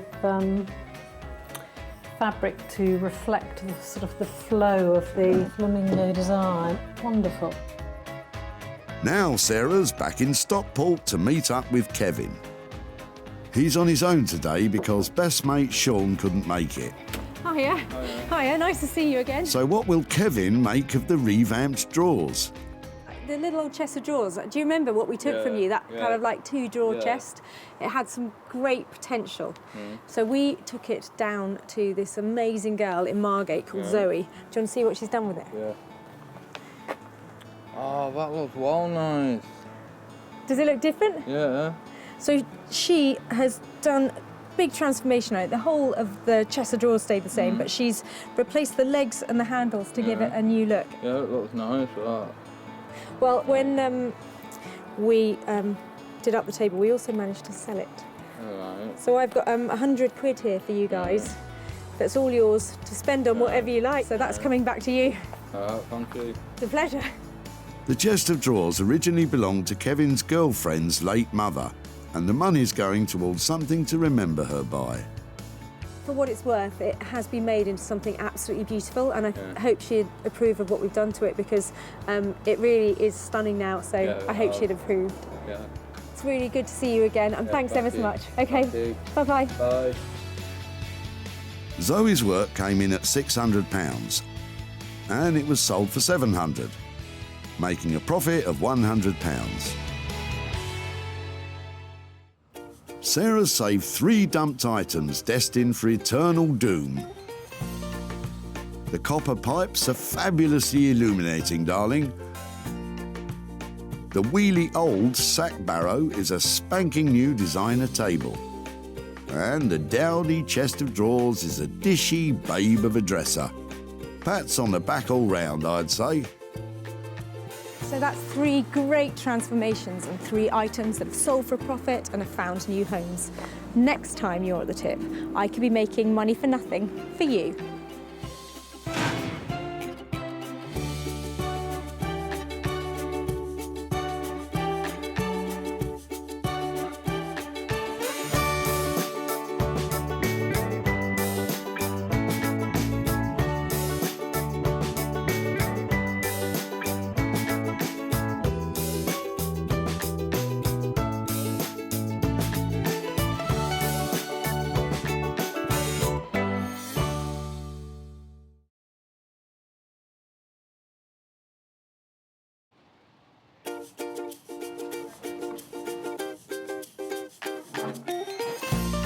How do you make money for nothing?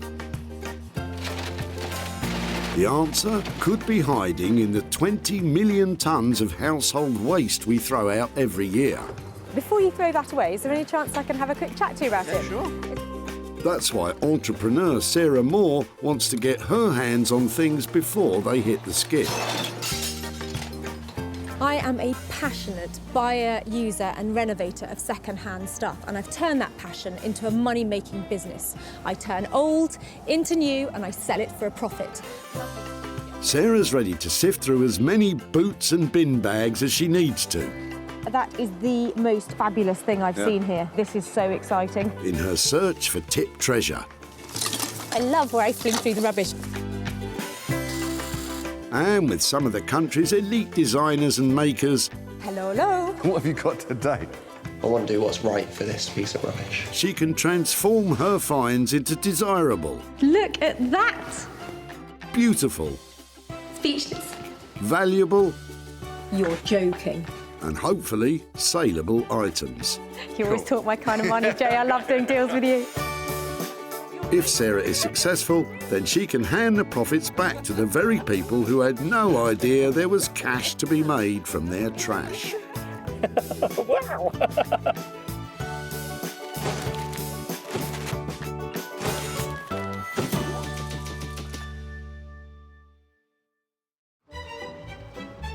Today we're at the Whitley Community Recycling Centre in Surrey, which is the final resting place for items which are no longer loved or regarded as useful. Well, to most people anyway. Yesterday we missed some really good things because we went home before the tip closed. So today I'm here till the bitter end, and so are you. Sarah's challenge today is to search out 3 items which she believes could be reworked and turned from trash into cash. And she's just spied Colin with an item which would have most other people stumped. I know it sounds really strange, but that looks fantastic. So was that your gatepost or?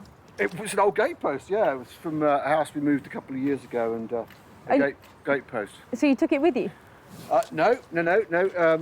Actually, it was an old gatepost. They put new gateposts in. This was just left at the side, and I've actually used half of it already. Okay. As a lamp.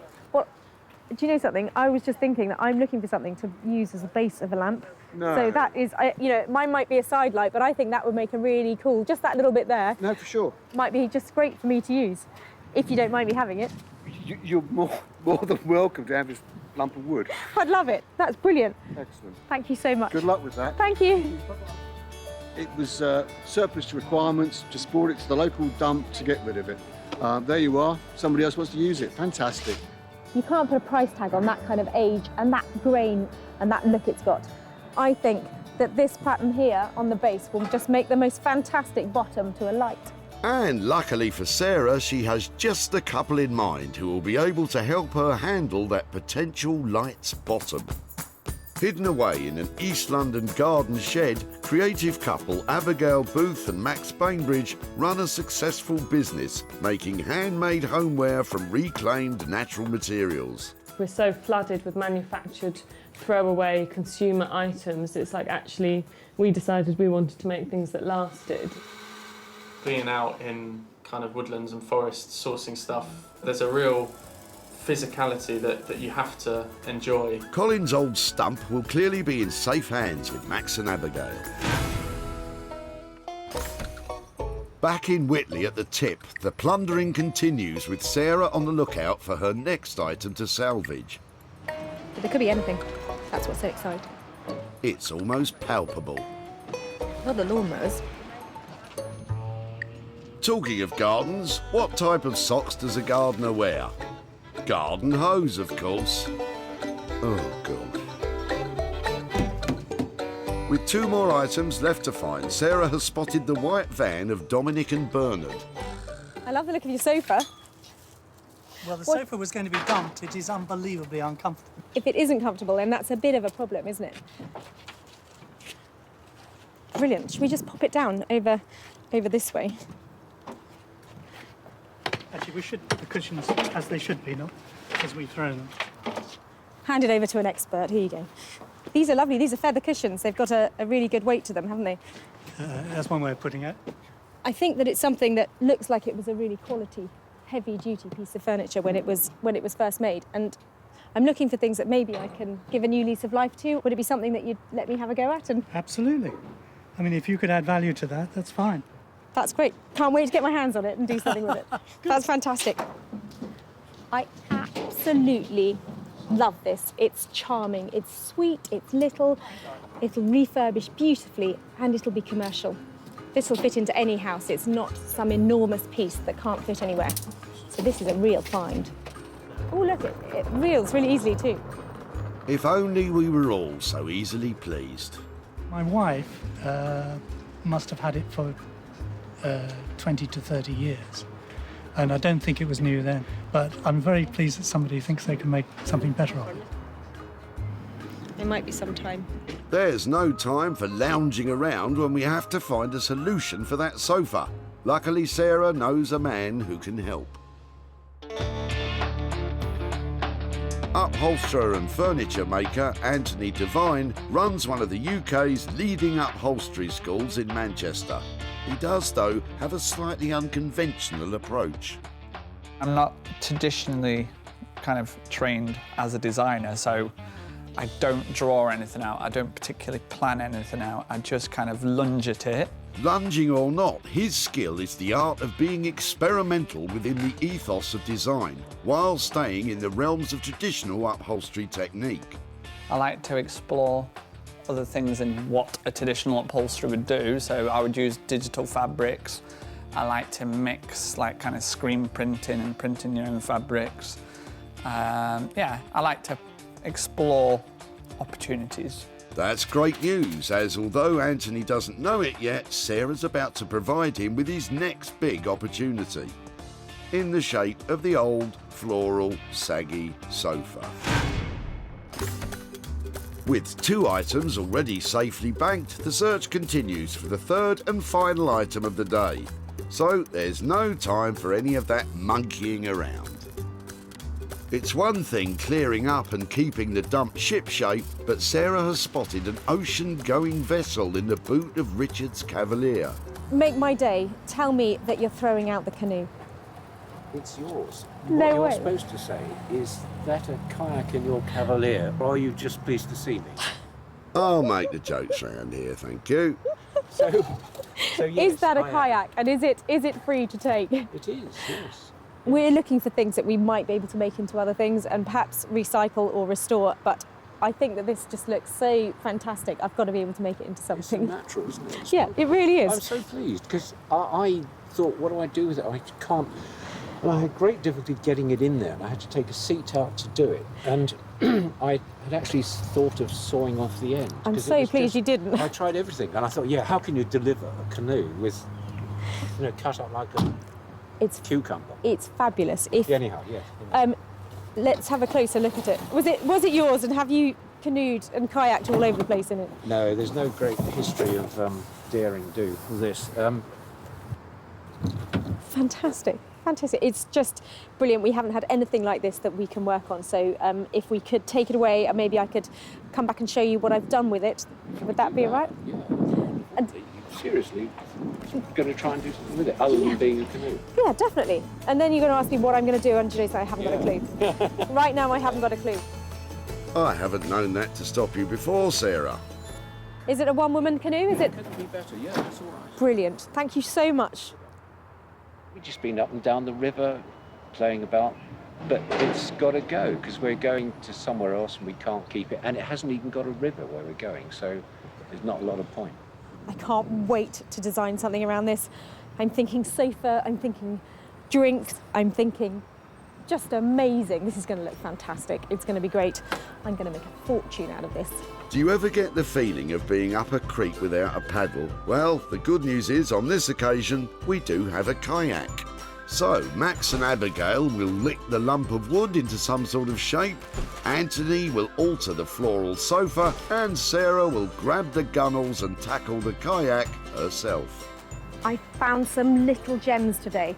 They might look like diamonds in the rough at the moment, but by the time I finish with them, they're going to be shiny bright and worth an absolute fortune.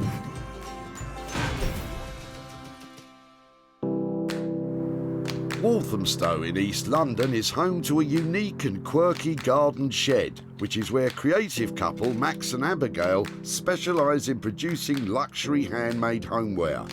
They're blissfully unaware of what Sarah's bringing along today. Knowing Sarah, it could be anything. You could end up with some pallets, because, it could be... It could be anything. But they have had experience of Sarah's dump finds before. What Sarah thinks is a kind of feasible idea could be somewhat of a challenge. Yeah. Now, there are some things that I begin to wonder why I rescued, and this is definitely one of them. I don't know why I didn't put it in the skip, but I'm hoping that Max and Abigail will be able to manage to make something out of it. I've no idea what Max and Abigail are going to do with that lump of old wood. You could say I'm stumped, obviously. Oh, yeah. How are you doing? Hi, how are you? A little something for you to work some magic on. Fantastic. Magic is the... Magic will be needed. Yeah, it's not the finest piece of wood I've ever seen. Let's be optimistic. I'm not sure that optimism is enough here. Yeah, what should we call it? Striking? Yes. Striking's a good word. Good. Wow. It was a gate post, obviously. The guy who dropped it off had cut this bit off and reclaimed the other bits. He could use it. So this really is the waste of the waste. So he took the good bit. So he took the best bit of a kind of bad lot. And, let's look at underneath, because there is some supposedly solid here. I mean, that is pretty solid, this bit here. Is it something that's worth taking on, or do I take this back to the tip and just say, we've tried, but actually this is not workable? No, I think we'll definitely give it a go. Yeah, I was going to say, don't take it back before we've tried. A couple of examples that we've got of where we've kind of worked things in the past, where it's kind of taken a kind of a lump that's really quite badly rotten, like this. And what kind of money should we be talking about to just have a go at turning that into something? I think, for the sake of just giving it a go, I think 50 quid just to cover the cost of labour and that kind of stuff, and we'll just have a bit of a play and see what we can do. I would just be amazed if you can transform that into anything. So I don't think you have to feel worried about taking that on and making. I would just love to see something made out of it. And okay, well, yeah, we'll see this as a bit of a kind of just a bit of a sort of experiment and giving it a bit of a go. Great. Well, let me give you these lovely things back, and I'll leave you with that little beauty. Excellent. Brilliant. All right. Bye bye. See you later. Thanks. Well, I think it's pretty amazing that Max and Abigail can even begin to think about taking on a project like that. And I know that if they can't do anything with it, then really nobody can. Not what we were expecting, if I'm honest. As we were saying to Sarah, just to kind of have a play, give it a go, and see what we can get, really. So, Sarah has left Abigail and Max with a budget of just £50 to play with. If their magic doesn't produce the goods for this old gatepost, it will be once more destined for the dump. Sarah's coming today. I'm just waiting to see. Normally you just don't know what she's getting when she turns up. Who knows what she's going to bring, but every time she surprises me. It looks really cool when you find it at the tip, but by the time you bring it here, it's just looking a bit embarrassing. A chair would be nice and simple, but things are never quite that simple. So yeah, hopefully a chair, just a nice looking mid-century modern kind of chair. Hiya. Hello, you all right? I'm doing really well. How are you? I'm very good, thank you. I'm actually a bit embarrassed about what I brought here for you. Come and have a look. Oh my God. Ta-da! Oh my God. It's not that bad. It's not that bad. I have seen a lot worse. Well, Right. do you want to... Should we get it inside? Do that, yeah, and then we can have a proper look at it. I think it's on wheels, but we could lift it. Do you want me to go backwards, being a gent and all? Oh, that's very nice. Don't look at my bum. Right. See, nice and substantial, well made. The frame's not bad. The frame's not bad. I'll give you that. How far's that going to go? So, the people who dropped it off said they lived in a little cottage, so they'd always needed quite petite pieces of furniture. Size. But their major complaint about it was the fact that whenever they sat in it, it was actually just really uncomfortable. It looks really soft. I mean, the seats are very soft. The cushions are virtually gone. We're going to lose these straight away. Out of fashion. Don't like the frills. We need to improve on the seat depth, so I think we lose these as well. And then we either retain the seat cushions, but we definitely need to bring them forward, so we increase the seat depth back to front, or we basically just have a fixed seat, so imagine it looking more like that. See how it's turning more modern? All them out there, and then put a bit of shape into the back of it. Maybe raise it up, get rid of these skirts at the bottom, and see how it's starting to lose all its weight. You're talking a really good game here, but it sounds like it might be really expensive. What kind of money are we talking about? Do it for 800. All in for 800? 900. Can we leave it at 8 and see if you can squeeze it in? If it runs over budget. Right, we'll go 800. Because it's you, so. That sofa is now in a really safe pair of hands with Anthony. I love his ideas for it. It's going to look really high-end, really luxury, and hopefully have a price tag to match. It's going to grow as we get involved in it. Some things may change, and we may change things back, but hopefully it won't look too dissimilar to this, but different when she returns. So, Anthony has radical plans, but with a price tag of £800, Sarah's going to have to achieve a premium price if she's to make a profit on this saggy sofa. From a saggy seat to a potentially soggy seat. Back home, Sarah has grand plans for Richard's old kayak.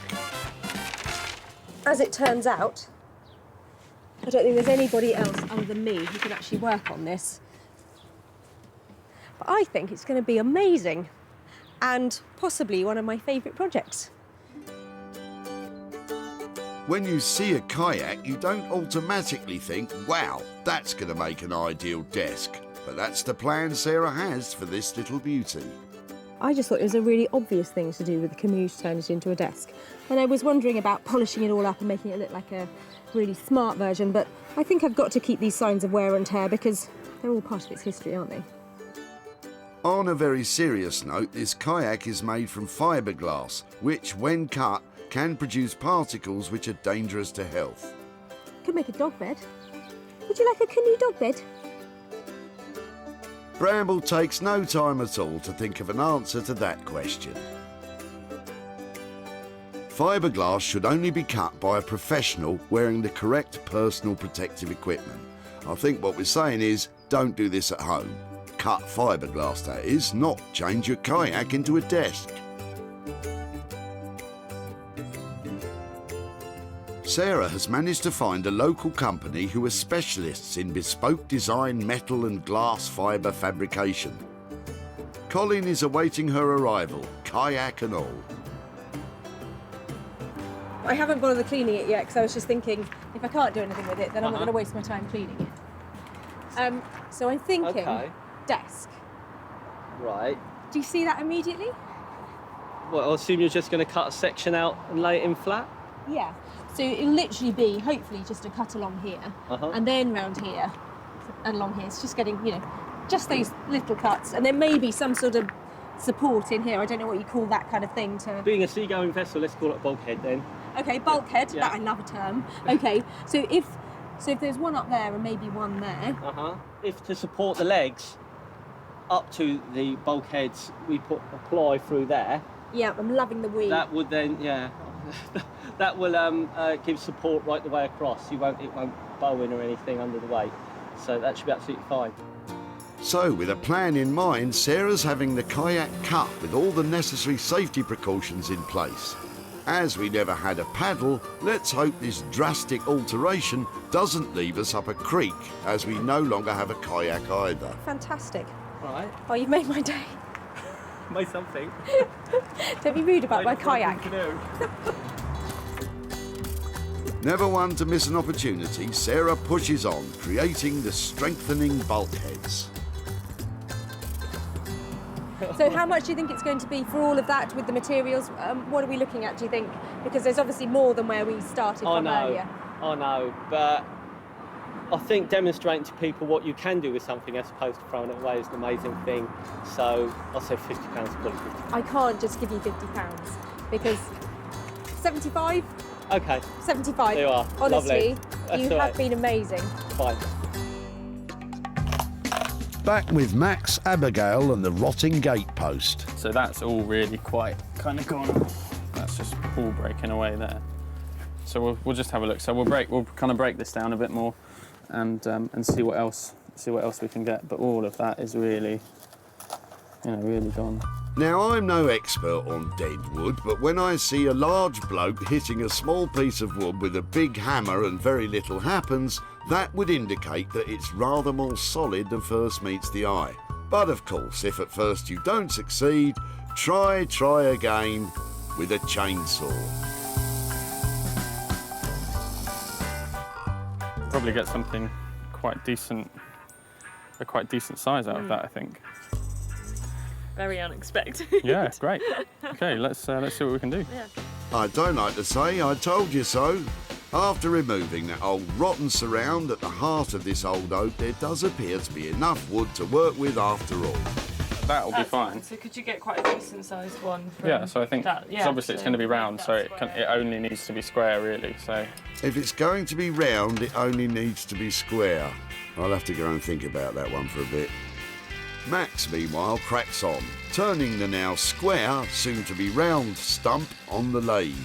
The core seems to be pretty solid, which is good as well as surprising, because when Sarah brought it, it was kind of like not even touch and go. I just thought we weren't going to get anything. So it's actually good that there's some kind of solid wood that we can kind of work with and turn something out of. Cool. It's quite amazing, if I say so myself. No, I'm really pleased. It's great. Well, it's testament to how hard the oak is, I guess, isn't it? Yeah, that's all it's testament to, isn't it? Just the hardness of the oak, yeah. Yeah. Oh well, we'll let Sarah take all the credit then. Yeah. For bringing all the the magnificent materials that she brought us. She knew all along. She knew all along it was going to be good inside.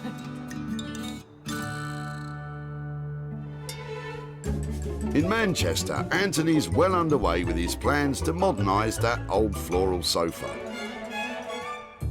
Put the first kind of base coat on, and we're just going to put some more kind of spray on here, and then we're going to pull this apart. And we're going to photograph it from above and then have it digitally printed. To be honest, people will probably think, what is going on? But these are the ideas that kind of tick away in my head. You're scaring me a little bit now, Anthony. Perhaps you should take up a hobby. Spend a little time away from soft furnishings. Do something different at the weekends, maybe. I've stripped a fair few sofas in my time, but never quite like this before. Let's just start exposing bits and pieces. Right, and we'll go for all the finer detail after that. That's pretty much how we want it to look in terms of deconstruction. So now the process is, what we're going to do is prepare it so we can photograph it and then have it all digitally printed. Taking photos of all the destructive detail inflicted on the poor old sofa will allow Anthony to create a brand new re-upholstered seat, which looks as though it's been vandalised. We've photographed these at very high resolution and we send it over to our printers that then will put it through a huge printer and then print it all onto fabric for us.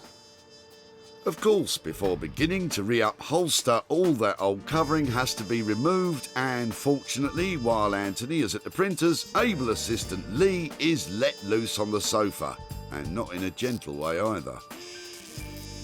Just converting it from being what was like a kind of a country cottage style sofa into something a bit more modern and urban. And one of the ways we're going to do that is by dropping the height of the back, probably down to here somewhere. We're also going to slightly lower the arm by probably removing this part here and all of this. Also, just while we're here, the first thing you do when we're covering a sofa is rip out the seat to see what goodies you can find as well. What do we have? We have a winning lottery ticket from 2004. How long did it last for? I might get it. Still waiting on the big reveal where we open it and we strip it and all the wads of cash fall out, which we would obviously return to the rightful owner. Not so sure Lee thinks that's a great idea. So the physical transformation of the sorry sofa begins by dismantling the frame and reshaping it into a new contemporary figure. Ta-da! Done. Not much to this upholstery malarkey. I reckon I could have done that. Oh, sorry, you're not finished. Sarah's due in about 72 hours, T-minus 72 hours. So, yeah, we should be just about ready for her to sit on it, I think. She might need to bring her own cushion by the look of things. Back at home in West Sussex, Sarah feels as though she's paddling upstream with her kayak transformation. Next time somebody drops off a kayak at the tip, I'll probably think twice about picking it up, because turning it into a desk, a little bit of a nightmare. Sarah has bought online a set of 4 pre-bent hairpin legs, which she's bolting through the holes that she's drilled in the bottom of the boat. Where I thought everything would just really neatly bolt together, I'm having to adjust it slightly every time, mainly using a hammer. Once the alterations were complete, all that was left was to give it a lick of paint. Just trying to get a real depth of colour to it so it looks really well finished. And a real good polish. If you'd like to take on a really challenging project, try turning a canoe into a console table. It's really hard work, but it's definitely worth it. When Sarah kept this kayak from being discarded at the dump, it was a sorry-looking item, and I know that there were those of you who thought she'd bitten off more than she could chew. Well, without hesitation, Sarah has sunk her teeth in and created an eye-catching console table.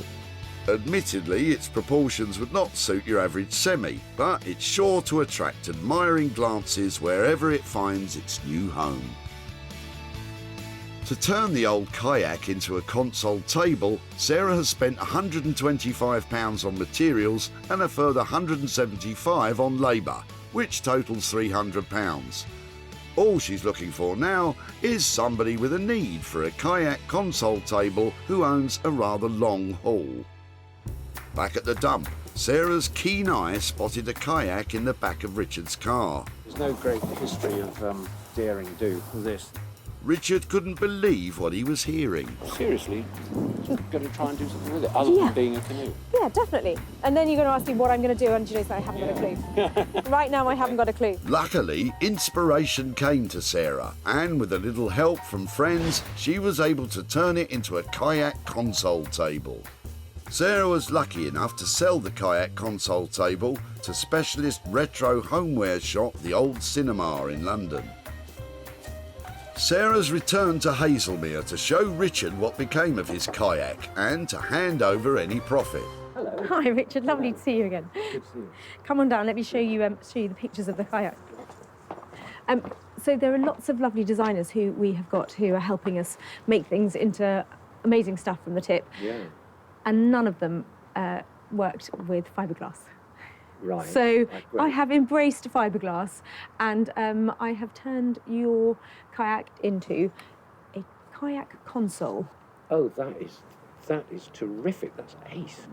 In my mind's eye, when I was making it, I thought it's going to end up in somewhere like a shop or somewhere where you could have a till on it, or perhaps somebody, you know, in a very cool bar, maybe mixing music on it or doing something like that. It's a real winner, isn't it?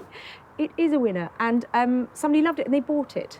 So it cost £300 to make it look like a gleaming, fantastic console table, and I sold it for £450. So I've got £150 to give to you there. It's wonderful, £150. This is going to go towards the next kayak and your next success. Yes? Do you need another kayak? Have you got room for another kayak in your life? That's history, but this tops it completely. That's wonderful. And what you've created.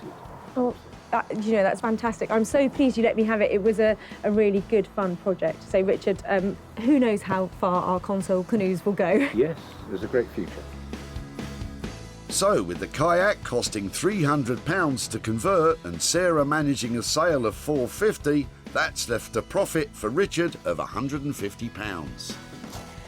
I love it when they love it. And that was another great example of somebody who wanted their transformed trash back.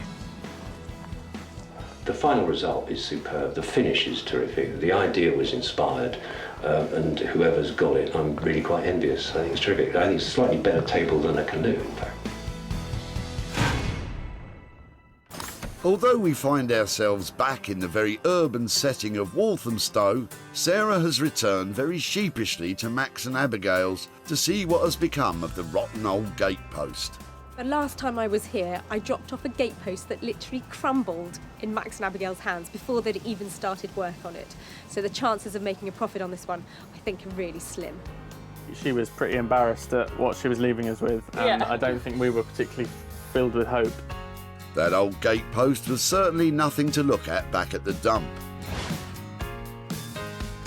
But with a huge amount of skill and craft, what was once deemed beyond salvage has become a range of wondrous wooden bowls. Consisting of 2 sets of pinch bowls, an oak pot and 3 further shallow bowls, Max and Abigail have worked their magic to create some truly beautiful wooden tableware. This is my favourite bit. Even though that gate post was really bad, I'm still excited. Welcome. You're joking. Seriously? Yeah. Yeah, 100%. That's the reaction we wanted, isn't it? That's good. That's gone down well. Absolute genius. Honestly, and these pieces that came out of it as well. Yeah, so we thought it was quite nice to just kind of keep some... We'll keep a bit of the signs of age, so here you can really see actually how solid, so if that's the edge, I mean there was a hell of a lot of solid, it wasn't much of that before you actually hit solid wood. Yeah. To come back and find this is, yeah, really cool. I think I left you with a budget of £50. Because you managed to do so much work, has that changed? There was a slight amount of cursing of your name after you'd left, but then I would say we spent probably about 100 quid. In total. If that sounds okay with you, and I think what we've produced, we can hopefully make that back and more. With some profit on top as well. Well, I'm definitely going to check your gate posts on the way out because I can't believe that all came out of that thing. That's amazing, really cool. That's brilliant. Thank you so much for those. You're welcome. Thank you. Genuine surprise. So this completely exceeds my expectation of what I was going to see here today. From rotten old gatepost to this, I mean, the level of craftsmanship is amazing. And I might even make as much as £50 worth of profit. We genuinely thought that we weren't going to get much and that it wasn't going to be, that it wasn't going to be that great. But no, I think she's pleased. Yeah, I think she's really pleased. So even with Max and Abigail upping the cost, this transformation from a gammy old gatepost to wooden pinch pots of perfection cost just £100. I think I can see these selling for a profit, at a pinch. Back in Whitley, Sarah was not the only one to spot the potential of the old rotten gatepost. Colin had already had a bright idea. I've actually used half of it already. Okay. As a lamp. Surplus to requirements, just brought it to the local dump to get rid of it. There you are, somebody else wants to use it, fantastic. Well, you can't make things look like that, so for me that was just perfect. Excellent. Thank you so much. Good luck with that. Thank you. Thank you. Having been transformed from gatepost to tableware, all that remained was for Sarah to find a sale. And online homeware retail outlets such and such stepped into the breach. They snapped up the complete collection.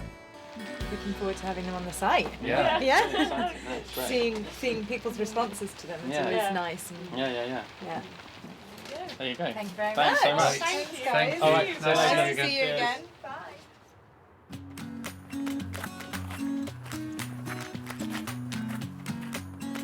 Sarah's returned to Surrey to deliver the good news to Colin, along with, hopefully, some cash. Oh, hello. Hi, Colin. How are you? I haven't seen you since Whitley Dump, isn't it? Yeah, it's much nicer around here, isn't it? It is much nicer than Whitley Dump, for sure, yeah. Have I just seen the other half of your gatepost? You may well Is it out there with the light on it? You may well have just seen the other half of my gatepost. Well, that was the part that, of course, I didn't need the part that I took to the dump. That's what I needed, so I threw it away. And you laughed at me at the tip. You laughed at me taking your gatepost away. Well, only because I've already done something with it, you see, and it was only the small part that didn't need. So it turns out you weren't the only person to laugh at me, because Max and Abigail, who I took your old gatepost to, they really laughed as well. I'm not surprised. So here I have some pictures to show you of what they made. That is absolutely incredible. It had that big spiky bit left in it, didn't it? So all these little bowls came out of that, and then they turned some bowls from the larger, chunkier bit as well. I did not expect that. That is absolutely incredible. We have sold all of those bowls for £165. Golly. Which is good news, because your old stump now has brought you £65. That is incredible, isn't it? I'm really chuffed, For an old actually. post, I get £65. Yeah. Golly, that is incredible, isn't it? Absolutely incredible. With costs of £100 and a sale price of £165, Colin has £65 profit. So what will he do with this massive windfall? I'm a great advocate of charity, and it will go to a good cause. It will probably go to the Alzheimer's Society. Well, that's very generous of you. If you want to spend any of it on you, it is money for nothing, so you're allowed to do exactly what you like with it. I might equally just treat myself to a small libation in the local hostelry. I think that sounds like a cracking plan. Sarah's returning to Anthony's workshop back in Manchester to collect what was the forlorn floral sofa. We only got the fabric kind of less than 24 hours ago, so we basically had to transform it overnight, so I haven't been to bed. When I was last here, Anthony had some radical plans for my chintzy old sofa. But he is a master of upholstery, and I know he won't disappoint. This one is, well, it's out of my comfort zone and definitely out of hers, so we'll see how she likes it. Anthony has taken that old floral sofa destined for the dump and transformed it into a brand new refurbished floral sofa that looks like it's destined for the dump. Underneath that unusual appearance, this saggy old sofa has been stripped back to the bare bones, massaged and moulded into a new modern shape and covered in brand new material created with cutting-edge printing techniques. Hello. Hello, how are we? Yeah, really well. How are you doing? Good to see you. And you? How's it gone? Let's go. Oh my word. There's a lot to take in. Do you like it? It's the new shabby chic. That's what we're calling it. It looks like it might be dirty, doesn't it? I know. Forever pulling, Just get that bit of fluff bits off. out. I think it's really clever, isn't it? I'm not sure if it's ever been done before. To put back the old texture onto the new, yeah. Can you just get a bit of fluff off the end there? No, that's real. Just looking at that, there's a mark on the back as well. Who do you reckon is going to snap this up? Where's this go? I'm thinking probably design agencies, PR companies, and marketing. Somebody that's got like a little funky office and wants a kind of reception area. So we're looking for a funky office currently without a sofa to snap up this chic and unique seat. But in order to know how much to charge, we have to know how much we spent. I had to bring Lee in because I was running behind you, putting me under pressure all the time. But I'll take him out for a pint, and we're still on budget. I'll buy the pork scratchings, OK? Very well then. Yeah, I like pork scratchings. I didn't know you could get pork scratchings quite so far south as Sussex. I thought they became crackling as it passes Watford. So with the deal struck, all that remains is to get the sofa in the van. Oh, and sell it, of course. Well, Anthony has definitely delivered on the radical. That sofa is a really clever design, and he's identified that niche market to help me sell it. Obviously, it's not Sarah's normal kind of style. It's different to what I'm used to, although these things are always rattling around in my head. Yeah, I'm really pleased, really pleased. Despite an initial scare regarding the budget being blown, Anthony has in fact been able to complete this project for the agreed amount of £800. And a packet of pork scratchings, of course. Back at the dump in Whitley, Sarah spotted Bernard and Dominic sneaking a sofa from the back of their van. Well, the sofa was going to be dumped. It is unbelievably uncomfortable. Would it be something that you'd let me have a go at? Absolutely. I mean, if you could add value to that, that's fine. Can't wait to get my hands on it and do something with it. That's fantastic. Sarah was not the only one keen to get her hands on Bernard and Dominic's old sofa. Family-run business Smithers of Stamford, who specialise in the sale of one-off vintage retro and quirky items, were also quick to see the appeal and snapped up Anthony's shabby chic sofa. Sarah has returned to Whitley to catch up with Bernard and meet Sue, the sofa's owner, to show what became of their once saggy seat. Hello again. Hi there, Sarah. Hi there. Hello. Good to see you again. Oh, hi Hi, there. Sue. Hi there, Sue. Hi there. How do you do, Sarah? I'm fine. Hi Nice there. to meet you. Thank you very much for letting us come and show you a little bit of what we did with your. Yes. Is it your stepdaughter's? Your It's daughter's my daughter's. Yeah, sofa. my daughter's sofa. Well, it was actually my sofa. I lent it to my daughter because she needed some furniture. Okay. Well, I need you to brace yourself. Okay. For what you've done to it. Yes. Okay. Don't be anything's too better shocked. than throwing it away, isn't it? Well, it definitely hasn't been thrown away, so I'm going. Don't be too shocked, because basically it has been graffitied and torn apart, and then photographed, and then reupholstered. Goodness me. Is that what? It's amazing. It's not what you'd expect, No, though, is it's it? not what you'd expect. It actually takes £800 to get something to look like that. I couldn't imagine. So it's and while we were kind of deliberating about whether we thought it was amazing or not, somebody made an offer on it. No. Yes, we made an offer that made us £180 worth of profit to give back to you. Gosh, £180 for something that went to the dump. That's fantastic. That's amazing. Well, I'm glad you met. Fantastic. Thank you. Is there anything that you're saving up for, or that you need? We're going on holiday soon. I'll spend it, or we go out for a super meal, or I don't know. Well, something nice with it. Lovely. Well, it's all yours. But it won't be another sofa, that's for sure. Anthony managed to transform Bernard and Sue's old floral sofa for £800. And with the sale making £980, that was £180 profit for Bernard and Sue, just for taking an old floral sofa to the tip. So that was one of the more radical transformations, but I think we got away with it, because what I wasn't expecting was Sue and Bernard actually to really like it. Yeah, I do. It's now a bit quirky, isn't it? It's really? very quirky. Very quirky, but It's great. It's nice. Yeah, it's really good. So, Sarah's managed to make money from all 3 items saved from the dump. The wooden tableware turned from an old oak stump, the vandalised shabby chic sofa, and of course the kayak console table. Well, that was a really mad mix of things. Some old bits of wood, a sofa, and my favourite, the canoe. But I'm really glad we took a chance on them and that it all made a little bit of money for nothing.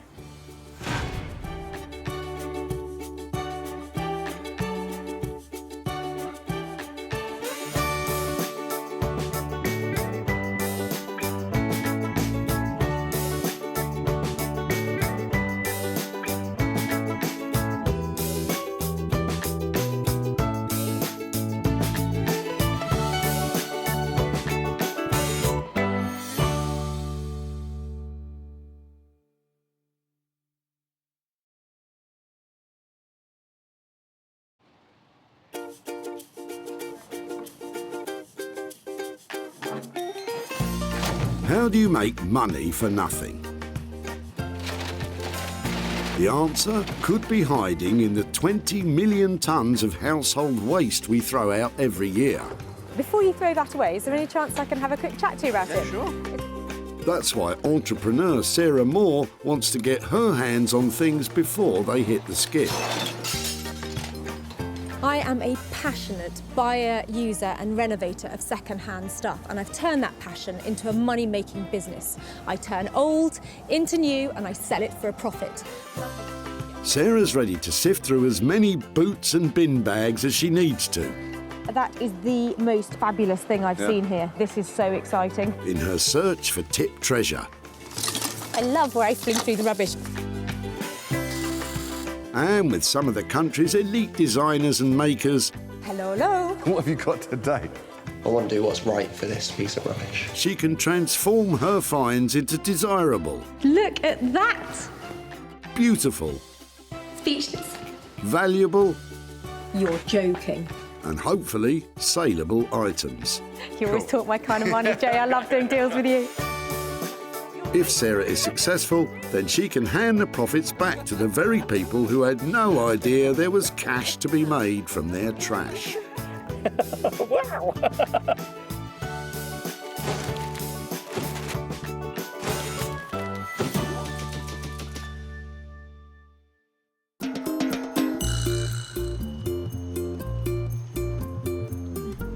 Today we're at Whitley Recycling Centre near Guildford. Although much of the waste and unwanted items we chuck out ends up in landfill, some of that tat could be transformed. Every car has so much potential. You just don't know what diamonds are lurking in the boots, waiting for their chance to shine again. All I've got to do is find them before it's too late. Sarah has permission to delve into this dump, so please don't go raiding your nearest recycling centre. She's searching for 3 items which, once reimagined and sold, could raise a profit and a smile for their original owners. I'm after a chest of drawers or a big old chunky industrial drill base or, you know, something. None of the things that I have. Sarah doesn't want to be painted into a corner, so just as well something has caught her eye. David is discarding 7 drab-looking chairs. I like your chairs. Would it be right to come and have a good chat about them? Yes, sure. Are they yours? Have they been in the home? Or? No, they're from our tennis club. I've just been playing tennis and... You got roped into dropping them off, did you? Well, I said we live near here, so I could drop them off from Godalming. Yeah. How many have you got? 7. 7? Right, yeah. They would be something that I'd really like to have a go at making Yep. refreshed and, you know, giving a new lease of light. Would that be all right to take them from you? Yes, really? There we go. Yep. I'd love to keep in touch with you or perhaps, you know, the tennis club to say what I've done to them. Would that be okay? Yes, that's fine. Brilliant. Thank you ever so much. It sounds like Sarah's enthusiasm has rubbed off on David. I'm glad somebody's going to use them. I don't know, maybe put new backs on them, new backs, new seats on them, polish them up or something, yeah. The thing I love best about these is there's 7 of them, because although each one may not have a lot of value, if I times it by 7, I'm definitely going to make some money out of them. I've got a few plans. I'm hoping I can make them look better than they do at the moment. It's game, set and match for the tennis club's old chairs, which make up Sarah's first item. And with renowned furniture restorer Jay Blades poised to pick up this project, it could be love all. Jay is a master craftsman breathing new life into forgotten and forlorn furniture and repurposing salvaged items.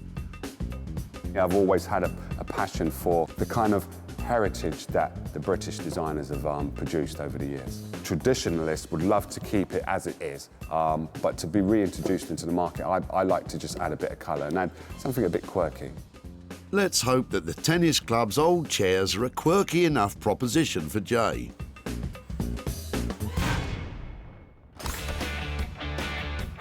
Sarah's on the lookout for a second item that can be rescued, repurposed and sold for a profit. You having a clear out? No. I like you've got a pig theme going on, have you? Yeah, there is a bit.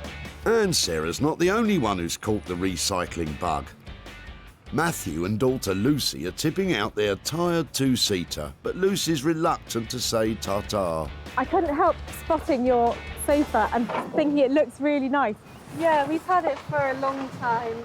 I don't personally want to get rid of it, but family's decision was to get rid of it. Yeah.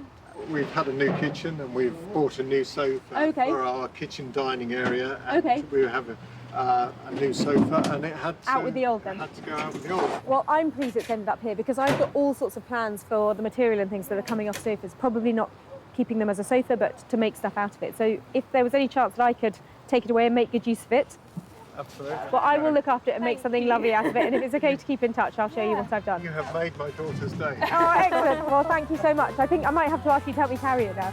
Oh, it's quite heavy though. Oh, Lucy didn't want to be parted from this comfy pal. Brilliant. Thank you so much for helping. But Dad had decided it was fit for the dump. Seems like Sarah's solved the problem. Sweet. I think it wasn't that well loved, which is why it had to go. So we brought it along here today, hoping that someone would be able to take it off our hands, and they have, and that's brilliant. I hope it's leather, because there's a lot of material I can use on this, and I've got to have a good think about what to do with it, but I'm hoping, well, there's a lot of handbags to be made, isn't there?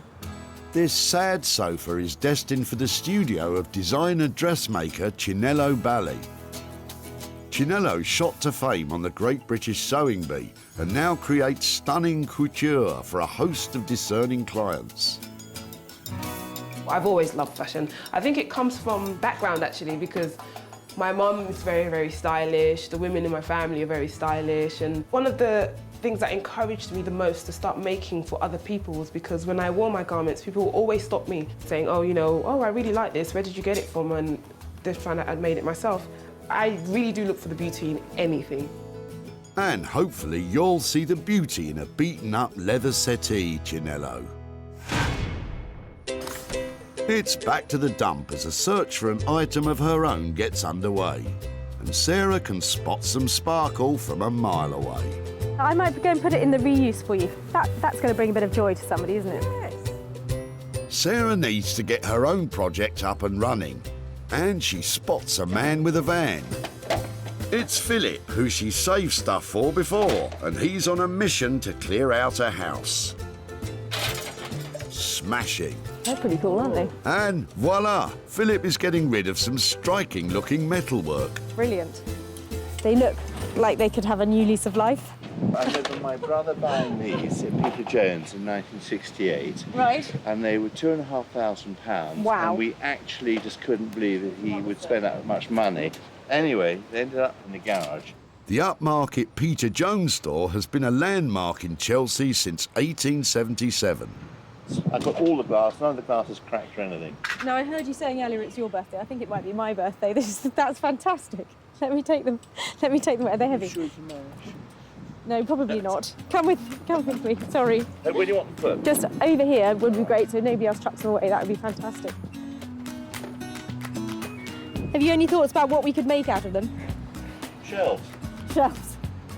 That's what they are. Fair enough. If these cost $2.5 grand in the 60s, they could still carry some real value. They were highly fashionable. If she's got the patience and cleans them up and gets the chrome fixed, they're just going to look as lovely as they did 40 years ago. How cool are these? I love the fact that they were really expensive when they were new because it means that they'll have great integrity to them. They'll have some real quality. I've got high hopes for remaking these into something fabulous. Sarah wants to repurpose these sassy 60s shelving units and ideally provide a profit for Philip. They make a fine, upstanding item 3. Sarah's crafty pals now each have their items. Jay will rethink the tennis club's industrial chairs. Chinello will turn Matthew and Lucy's two-seater into some tailored togs. And thanks to Philip, Sarah has a project all to her shelf. I found some little gems today. They might look like diamonds in the rough at the moment, but by the time I finish with them, they're going to be shiny bright and worth an absolute fortune.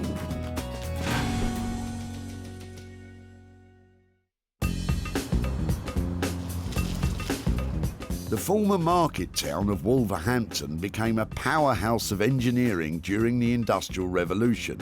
It was where the first set of automatic traffic lights were introduced.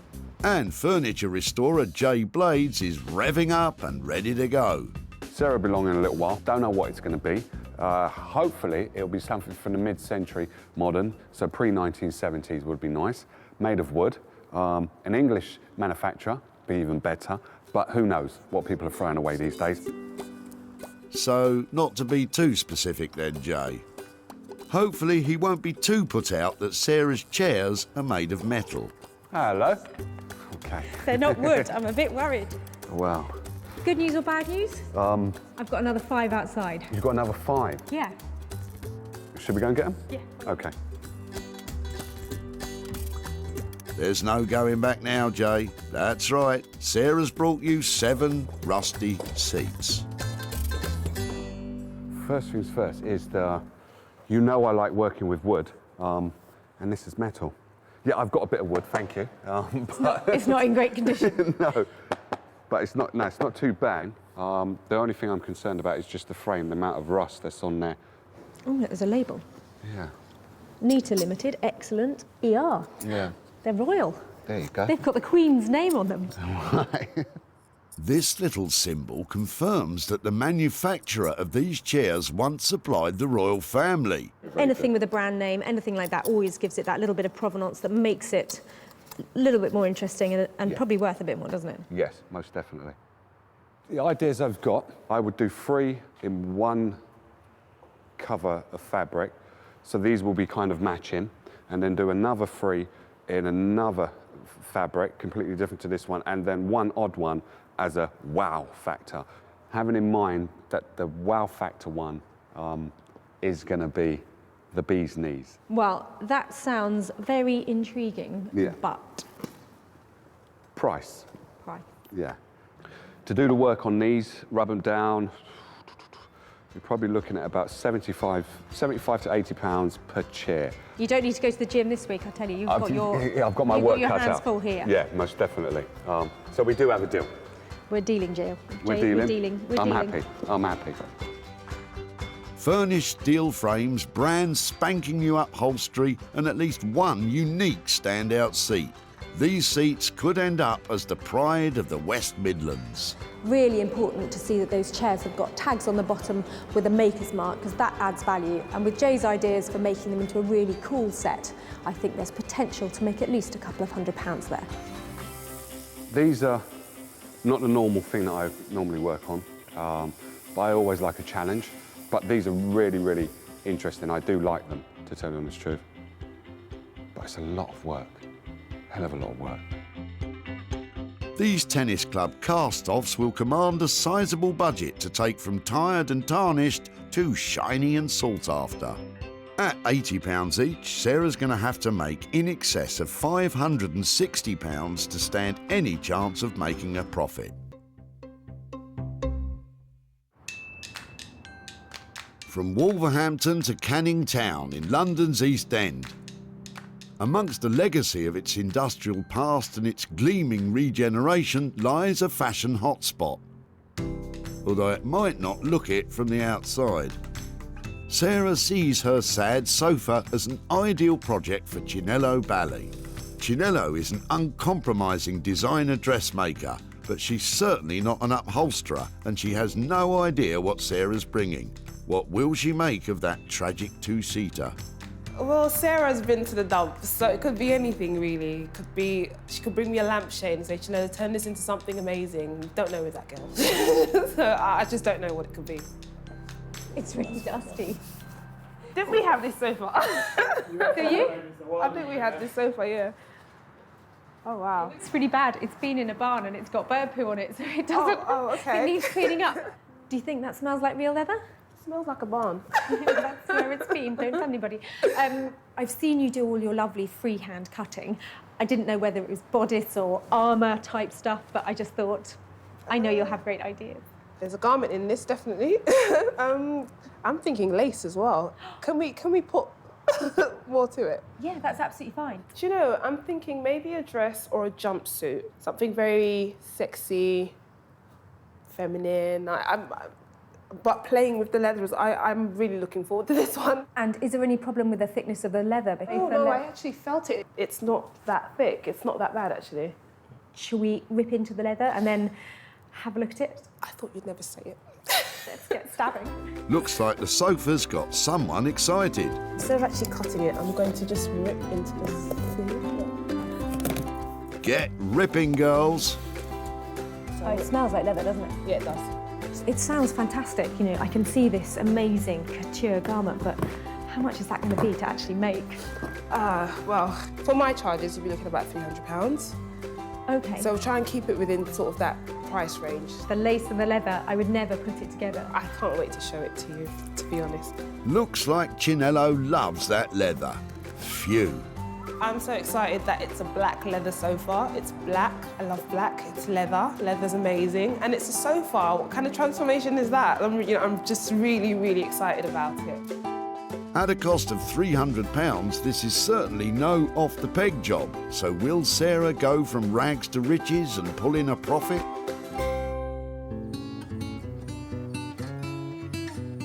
From the hustle and bustle of the East End, we head south to Sussex and the barn where Sarah's getting her very own rejuvenation project underway. Sarah rescued some 60s shelving units which had seen better days. She's more used to working with fabrics and frills, so will this project test her mettle? So it probably doesn't look like it now, but these were once a really high-end set of shelving. They're quite daunting because they're metal. As somebody who often uses fabric, it's slightly away from what I'm used to dealing with. But I've had a few ideas, but it sort of depends on how they come up. And she starts with a finish. Sarah is using a metal polish to try and remove rust spots from the vintage chrome and restore some of its original lustre. I'm hoping to bring them back to a stage where you could have them in your sitting room. That's really pretty. Lovely and shiny. Out of this, I must be able to make one really cool Ottoman, like fat footstool, with a big upholstered top to it. Sarah's set her sights on an Ottoman-style coffee table. These usually incorporate an upholstered top, which can double as a footstool. Comfy, yet functional. And if I get some really good quality foam, maybe something quite thick like that, some velvet over it, might even try to do some buttoning on it to make it look really pucker. The shelves will become the coffee table frame, but she doesn't need all of that metal, so it's time to cut it down to size. Using a hacksaw to cut thin tubular metal like this is perfectly fine, but it's slow going and takes a lot of effort. Did I mention it was slow going? This is really hard work. I'm sure I could upgrade this as well. A nice power tool, I could just cut through there. Well, you've started, Sarah, so you might as well finish.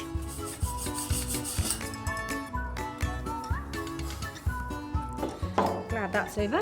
So that bit there, hopefully, is going to slot into that bit there. And with a cut and shut frame just about ready, Sarah can turn her attention to the planned upholstered top, which will have a plywood base. And she wouldn't be our Sarah if she didn't already have some materials standing by. This is a big old length. I think it's old mattress ticking, so it's really robust and firm. It'll certainly do the job. But it's just whether it's high-end enough. I have a feeling that this, when it's all together, would look good.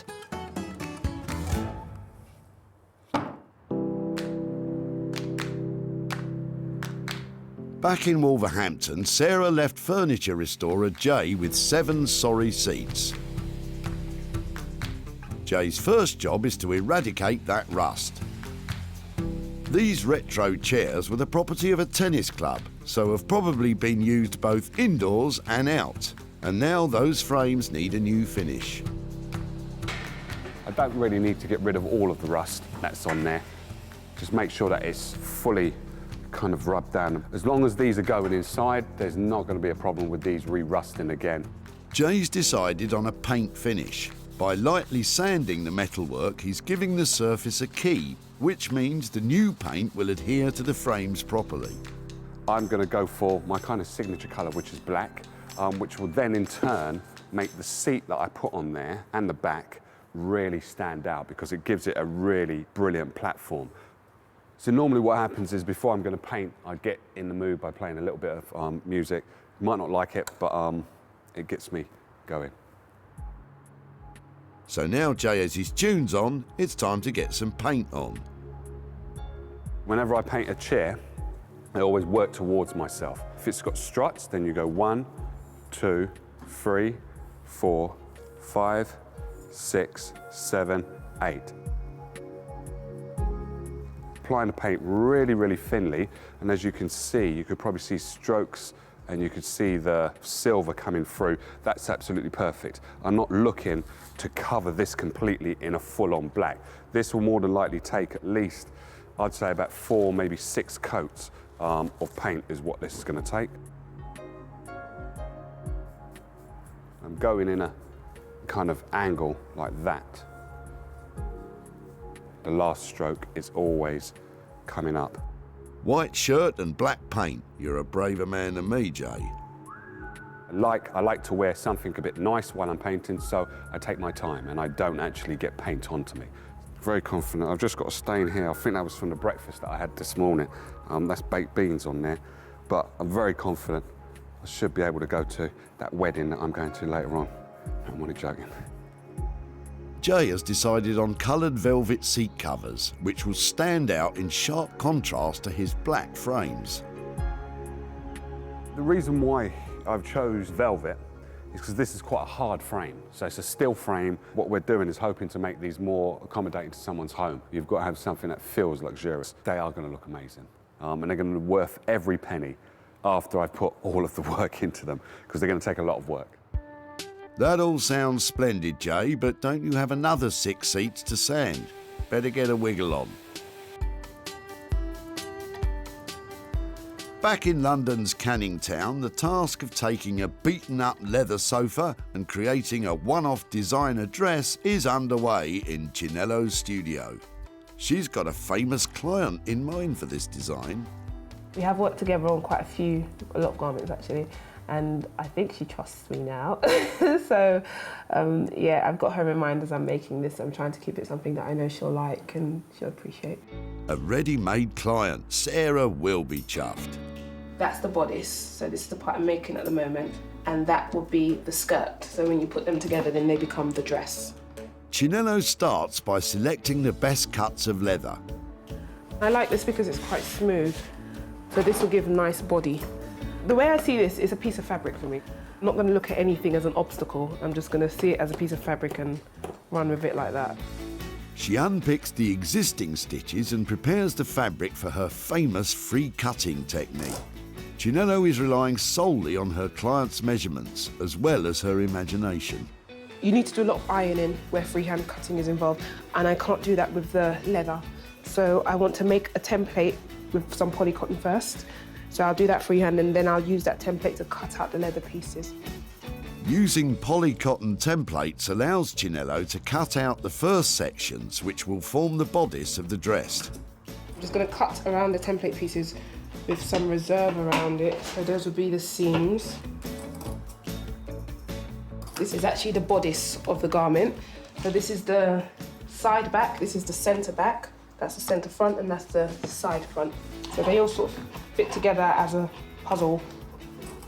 Nowadays, people just, go into the shop and get a commercial pattern, but I do swear by my freehand method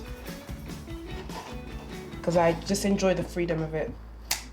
With the individual elements cut out, Chinello now sews them together, stitching what are known as darts to help the bodice follow her famous client's curves. And this is what I mean by darting, giving the garment shape, because we had a flat piece, and just by creating those darts, we've now got some shape in that piece, and that's where the bust would sit inside of.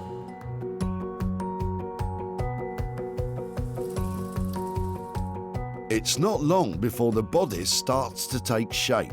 Who'd have thought this started out life as a sofa?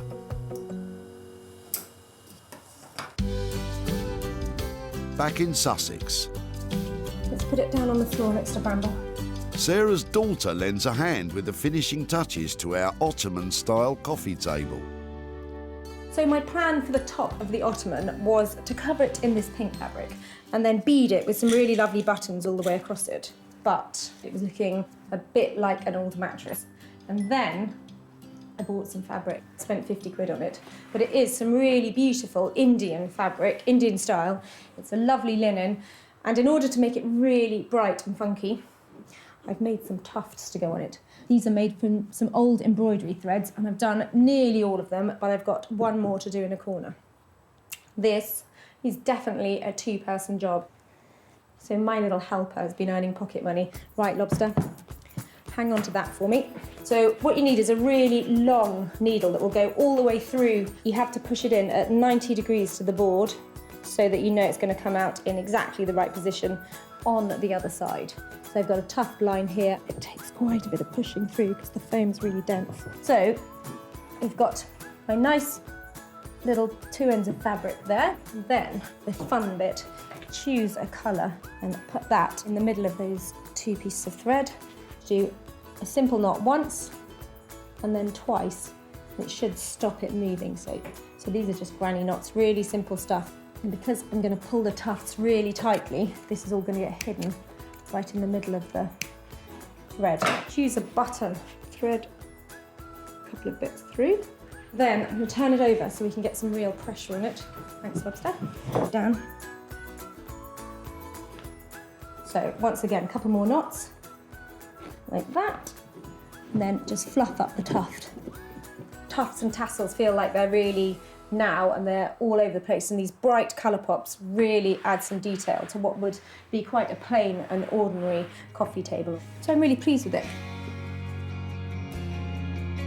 Sarah started out with a sorry set of 60s shelves and has created a brand new designer coffee table with upholstered linen top and a made-to-measure chrome frame, fit for the swankiest of pads. Comfortable? Yeah. Oh, it is comfortable. It's honest, I tell you. That's all right, isn't it? So if you have that on the end of the sofa, you know, watching TV, you can put your feet up, or if you want to put down magazines and stuff on it, that's fine. Thanks for your help. Couldn't have done it without you. How much am I paying you? Because it all comes out of my budget. About £1,000. Now, I know it looks like it's expensive, but I can't afford that much. Should we call it a tenner? 20. 20? Oh, could this turn out to be Sarah's trickiest negotiation to date? £14.50. 12. £14. Come on then. Back at the dump, Philip's shelves were surplus to requirements, although he did think they should be kept as they are. They were highly fashionable, and if she's got the patience and cleans them up, they're just going to look as lovely as they did 40 years ago.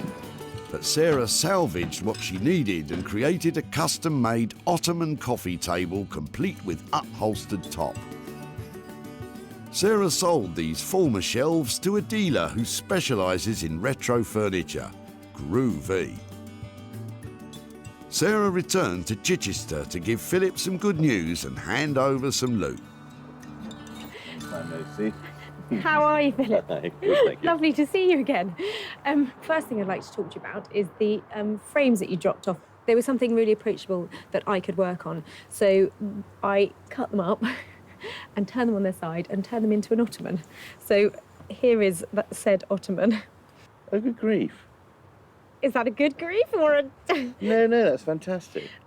I'm not sure you're supposed to be laughing at this point. No, but... I'm not. I'm just impressed you work so hard.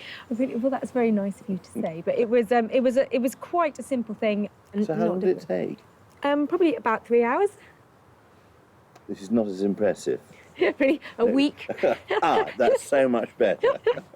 Well, yeah, so that's how it ended up, and I'm very pleased to say that somebody else really loved it and paid £200 for it. So I've got £100 profit here to give to you. Well, thank you very much indeed. That's, considering I was about to throw it away, that is a lovely surprise. I don't know off the top of your head if you know what you might do with £100, but it's all yours I might to do. spend it. On what? Go on. Anything in particular? I haven't got a clue at the moment, but it'll be something towards the birthday present that actually I didn't get that day. Fantastic. I will let you know in time. Lovely. I will let you know by the end of my next birthday, should I make it. Well, I'll see you at the tip, no doubt. It was lovely to see you again, Philip, and thank you so much for letting me take your shelves away and make them into something. It's so nice to take your money. Thank you very much. Pleasure. Bye-bye. Bye. Sarah's imaginative transformation of what was once a shelving unit has cost £100 to complete. Managing a sale of £200 has left Philip with £100 for a belated birthday gift. It's very clever and ingenious. No, I'm very pleasantly surprised, and I can't believe she did it so quickly.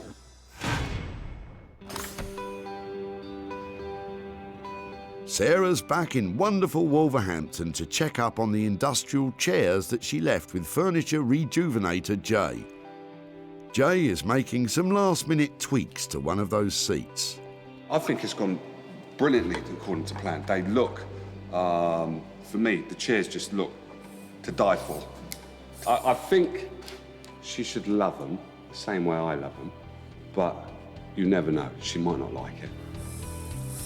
When I left here, Jay had just been given 7 chairs that could best be described as, say, utility chic, but actually were just depressing grey.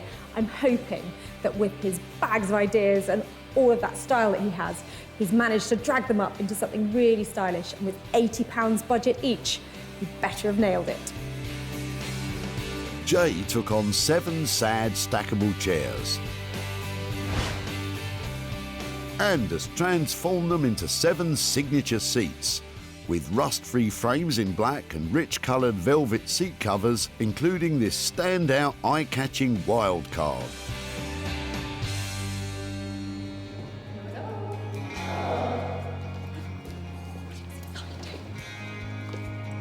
No way.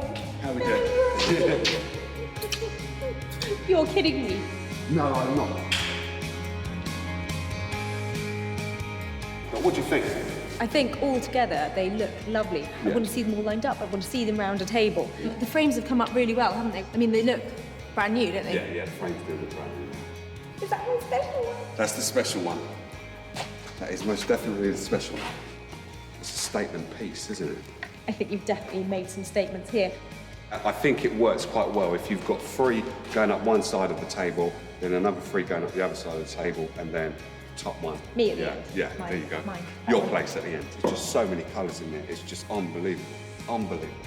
Yeah, really impressive. Because these were utility at best, weren't they? They were ugly. Yeah, what we've done here is just made sure that we put a velvet fabric on there so the steel is not so hard, because not many people have steel furniture in their house. Well, I think you've done a cracking job. Tell me. I left you with a load of budget for these. Am I under or am I over? With the rubbing down, you're slightly over. I think, if I remember rightly, we said £80 per chair, if I remember rightly. It came in at 85 per chair. I think I'm in profit. I mean, even if I sold them for 700 quid, Yeah. I'm 100 quid up for the tennis club. So I think it's nice to be able to give you back some real money for the hard work you put into sorting out all those frames and the lovely upholstery. And my elbow is absolutely killing me.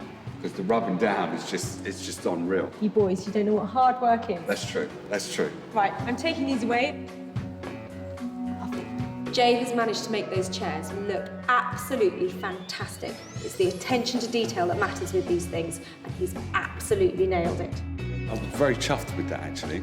It's always daunting when Sarah comes in, because I've worked by myself in the workshop, and it's kind of like, will they like it? Will the real world like it? Because then you get exposed to the real world via Sarah, and then she comes and she likes it, and then obviously she has to sell it in the end. So, yeah, it's kind of cool.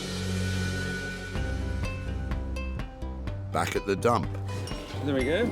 These industrial utilitarian chairs had been discarded by the local tennis club, and David had offered to dispose of them. I'm glad somebody's going to use them. I don't know, maybe put new backs on them, new seats on them, polish them up or something. Yeah, I'd be interested to see what happens. Yeah. And after the J-Blades treatment, they look good enough for centre court. Unfortunately, despite it being Advantage Sarah, these 7 beauties have failed to score a new home. Sarah has returned to Whitley to serve up the results and show David what has become of the old chairs. Hi there. Hi, David. Nice to see you again. Nice to see you, yes. How are you? Very well, very well. Yeah, not so good the weather, but... No, it's typical English summer, is it? Yeah. I've got a few pictures and things to show you about your chairs. Yeah, I'd love to see. They were completely... Look at that. They look amazing. They really do. Completely different. So would they look out of place in the tennis club now? They look too good, I think. It does get like that. At this point, I'd love to be saying I've sold them for loads of money and handing over watches of cash for the tennis club. Right. But they haven't sold yet. Okay. So I just thought I'd come along and update you on how they are. Yeah, and yeah. I think they have a good chance of selling. And when they do, I'll come back to you with a profit. All right. Thank you very Lovely. much indeed. Really nice to see you again. Okay, and thank good you to very see much for letting me Well have your done. chair. Thank you. Okay. Thank you. Okay. All Bye-bye. right, bye-bye. With Jay serving up an ace updating the 7 old chairs, his cost totaled £595. Although hopeful a sale can be achieved, currently they remain unsold, which means there is no profit at the moment to return to David and the tennis club. I didn't think you'd get anything for them or be able to do anything with them, so I'm very pleased you have been able to, and he's done a grand job on them anyhow.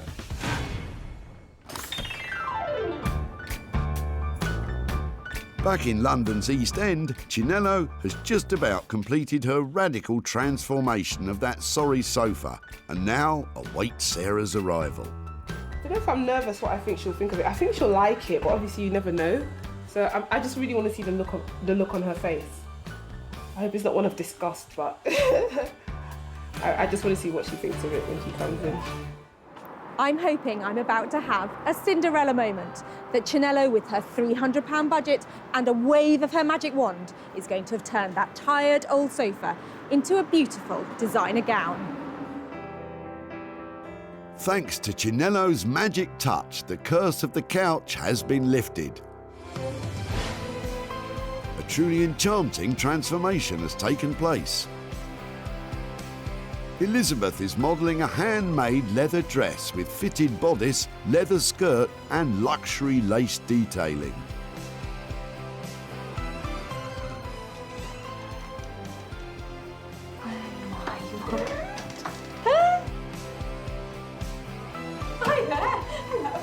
This is Elizabeth. Wow, do you know that's amazing? Do you like it? I'm speechless. What were you thinking before you came in? I suppose because I've seen these dresses before, I was thinking that it'd be something like that, you know, more just less petite, should we say, on the leather front, but it is fantastic. I love what you've done with it with the lace. Genius, genius. Let me Give us a turn. Cool. I love the zip in the back. It does look really cool. I feel really underdressed. I don't know about you, I'm feeling really dowdy over here. So what does it feel like actually wearing something like that? It feels amazing, and I kind of look sexy in it, so I kind of love it. Yeah, well. She didn't want to take it off actually. She wants it for herself. Okay. Well, like Sarah's going to give you a price for the dress. So yeah. I think that we left saying you had £300 worth of budget. We still kept it sort of within because the things we have added to it we had lying around in the studio anyway. Yeah, but so it's fine. It's still within budget. So I know that you said that you had somebody in mind. Did you actually fit it to somebody? Yeah, this is made for Laura Mvula. She's a client of mine, and I called her up and said, you know, this is the situation. Would you fancy something? And she said, you know, that she wouldn't mind. So I think she would love this. And have you discussed price with her? I haven't discussed price. That's your job, Sarah. Oh, lovely. Well, you know, looking at it, it looks amazing, doesn't it? Nobody's going to see that and think there's an old sofa, are they? I shall see you soon. See you soon. That was lovely. Thank you ever so much, Elizabeth. Bye. Bye.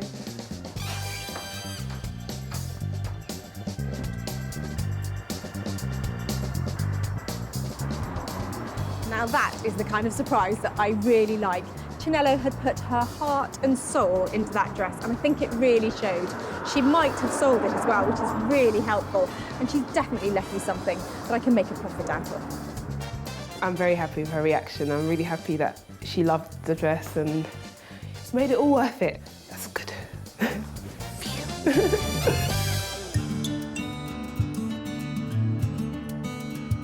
Matthew and daughter Lucy brought their old leather two-seater sofa to the dump, but Lucy had hoped someone would rescue it and give it a new home. I don't personally want to get rid of it, but family's decision was to get rid of it? Yeah.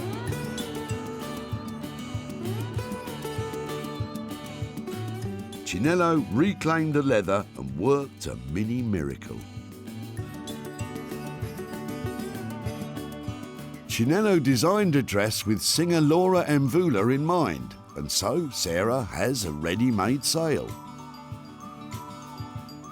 Sarah's back in Guildford to reveal to Matthew and daughter Lucy what became of their two-seater leather sofa, but how much profit was there at the end of the day. Hi, Matthew. Hi. Hi, Sarah. Hi there. Hi, how are Sarah. you? Nice to see you again. Hi, Lucy. How are you? Really nice to catch up again. I just thought I'd come and give you a quick update about what we did with your favourite sofa. I remember from when you were dropping it off that I think you were reluctant for it to be thrown. Right, yeah. I have a friend called Chinello who is a fantastic seamstress, and she does have a client who's called Laura Mvula, who is a singer. I don't know if you've ever heard of her. Yeah. She's had things like... Have you heard of her? Yeah. Great. I haven't. No, I hadn't either. She has commissioned something from Chinello to be made out of your sofa. Oh my word. I've got a picture of it to show you. And it's quite dramatic. Oh my word. It's amazing. What do you think? Well, Amazing. it's staggering. I can't believe that that sofa has become that. Because it was commissioned, it meant that it was actually sold. So there's some profit left. And I wondered, I don't know how you feel about this, but I wondered, I've got £200 here for you, and I wondered if it'd be all right to give it to Lucy to think about what she might spend it on. Is that? Yeah, that's all yours, and it was a lovely thing to work with. Think of us when you're using it. I hope it does something helpful and useful. Oh, Oh, that's amazing. Thank you so much. It was a pleasure. For Chinello to work her magic transforming Matthew and daughter Lucy's sofa into a show-stopping dress cost £300. But with a commission already in place, a sale of £500 was guaranteed, leaving £200 with Lucy, who, by the way, is studying A-level textile design and intends to spend the cash on materials. This is a complete surprise. It's amazing that they've managed to get a profit from it. I never thought that would happen. Sarah has shown salvation to 3 items from the dump. The rusty metal frames designed into a stylish one-of-a-kind Ottoman table. The 7 old tennis club chairs, re-energised from utility to dishy dining. And the black leather sofa, revamped into a sassy, show-stopping gown. The natural hoarder in me would love to hang on to everything that we find, but actually it's a lot more satisfying seeing things totally transformed and sending them off to a new home.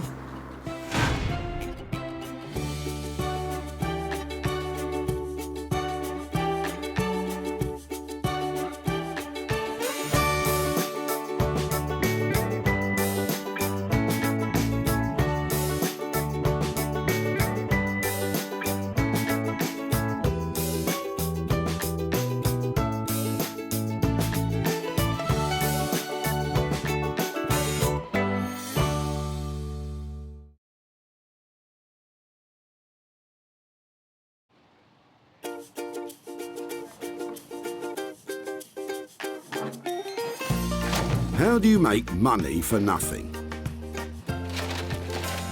The answer could be hiding in the 20 million tonnes of household waste we throw out every year. Before you throw that away, is there any chance I can have a quick chat to you about it? Sure. That's why entrepreneur Sarah Moore wants to get her hands on things before they hit the skip. I am a passionate buyer, user and renovator of second-hand stuff, and I've turned that passion into a money-making business. I turn old into new and I sell it for a profit. Sarah's ready to sift through as many boots and bin bags as she needs to. That is the most fabulous thing I've seen here. This is so exciting. In her search for tip treasure. I love where I fling through the rubbish. And with some of the country's elite designers and makers. Hello, hello. What have you got today?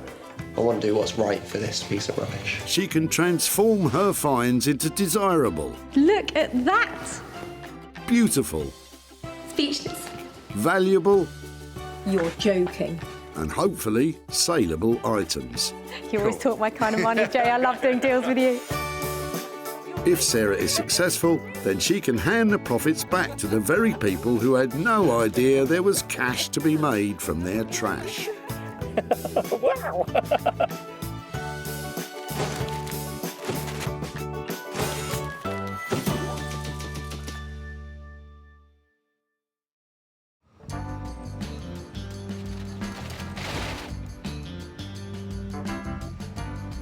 Sarah's travelled to the Bredbury Recycling Centre in Stockport, where they can have over 200 cars through the gates every day.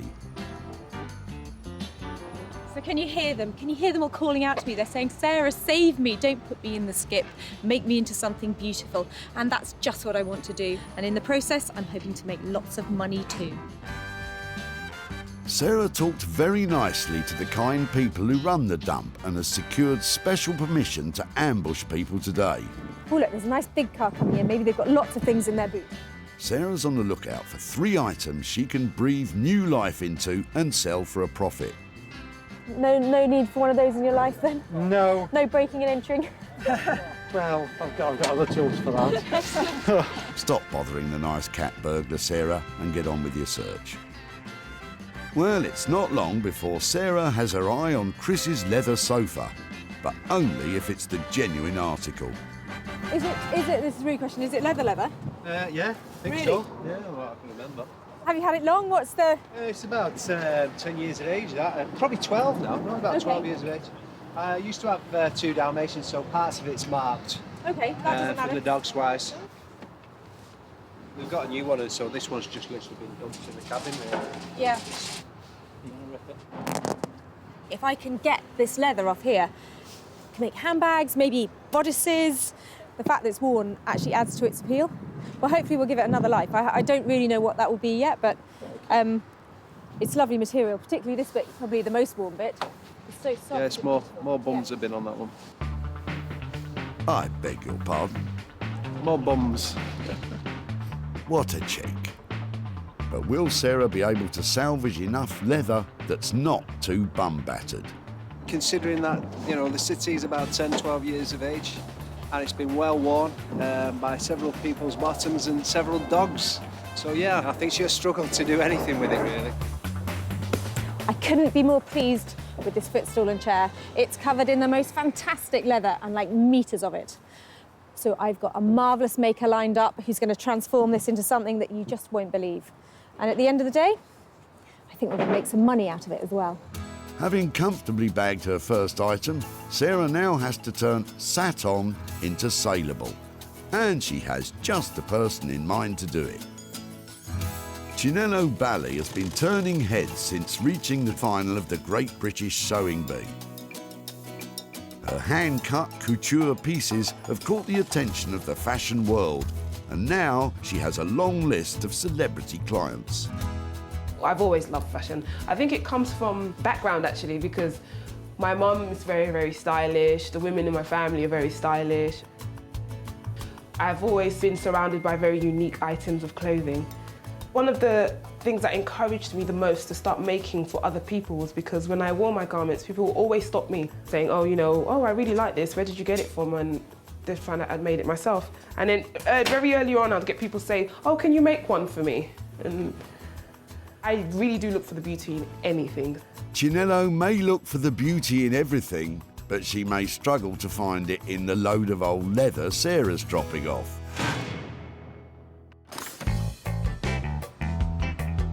So it's one item down, two to go. And while Sarah was busy with Chris's sofa, she's missed an absolute gem. It's really annoying that that's in there, and that's, you know, it's nice old wood. Just to be clear, once something hits the tip, it's out of bounds. Can I just go in and get it? No, Sarah, you can't. But if you're quick enough, you might be interested in what Derek has in his boot. Hi there, I'm really sorry to bother you, and I know you're busy, but I'm just wondering what you're dropping off and... Just a bit of steel and aluminium and so on. Okay, was it a greenhouse or something? Yes, yeah, it was an old greenhouse. We're looking for things that we might be able to make into other stuff, and these angly bits look really interesting. Would it be okay to have a better look at them outside? Yeah, of course, no problem, I'll take them out. Brilliant, thank you. I know they're rusty and beaten up and stuff, but they're just the kind of thing that we might be able to marry them up with something. Yeah, I'll take them. Really? That's fab. Where would you like us to put them? Just over here would be, in front of the scrap metal would be lovely, thank you. Sarah's acquired some angle iron, which is kind of like a giant Meccano set for grown-ups. Brilliant, thank you so much for your time. Thank you, bye-bye.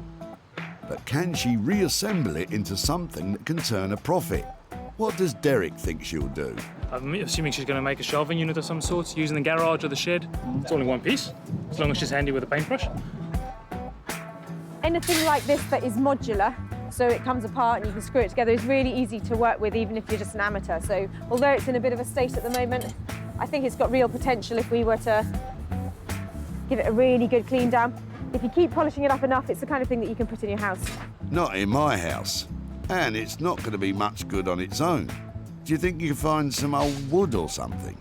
Oh, you already have. So it's probably all here. It's a junk jigsaw. There we go, back to being pretty much a whole door now. What do you reckon? Your next dining room table, sir? Well, I don't fancy eating my dinner off it. And if she plans to stick it together with the angle iron and make something out of it, she's going to need some help.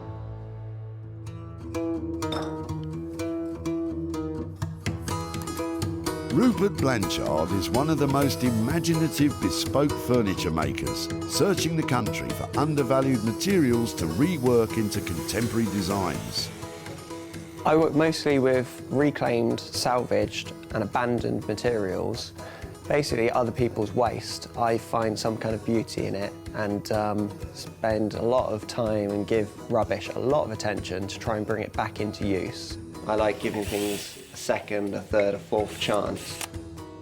Rupert's been making furniture for over 10 years, and in that time has developed a thing for drawers. Oh, look at that drawer. Look at that. What a beautiful drawer. Rupert's no stranger to unused materials, but that door might be past saving.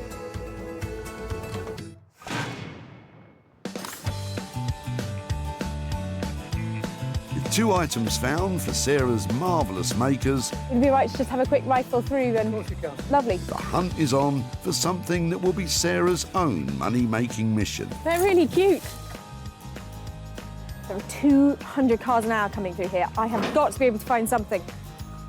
And Peter and Michael's trailer of trash may contain just what she's been looking for. What brings it here today? Well, your in-laws are moving out, aren't they? So we're just bringing it up. So this is our rubbish, what we're just throwing in everything. So where's it been, in the shed or in the Yeah, garage? it's just Or? been in the shed. I don't know what that is. That's quite cool. Oh, Rizzlers. So you're not tempted to drink the very special anniversary ale from 1984? No? No, I can see that might have limited appeal. I'm more of a Foster's man. Really? Great. So far, fags and booze. Get a move on, Sarah. Ooh, look. So is it just me, or does that... There's something cool about that, isn't there? It's just you, Sarah. Maybe. I wonder if you could use those in lighting or something, because they're just the fact there's so many different colours in there. I feel really bad about putting those into the tip. I'm not quite sure why, but they've got a certain appeal. Yes, to golfers. Oh, wow. Wait, what's this? Peter's got another bit of treasure for you, Sarah. But how could it possibly beat those golf tees? Do you know what it is? I ain't got a clue. I think that it's, see how it's got an angle like that on it? It's a writing slope. So when people wrote letters, it went like that. So it was like a mini desk when they were, and so there you've got the bit where your pen went.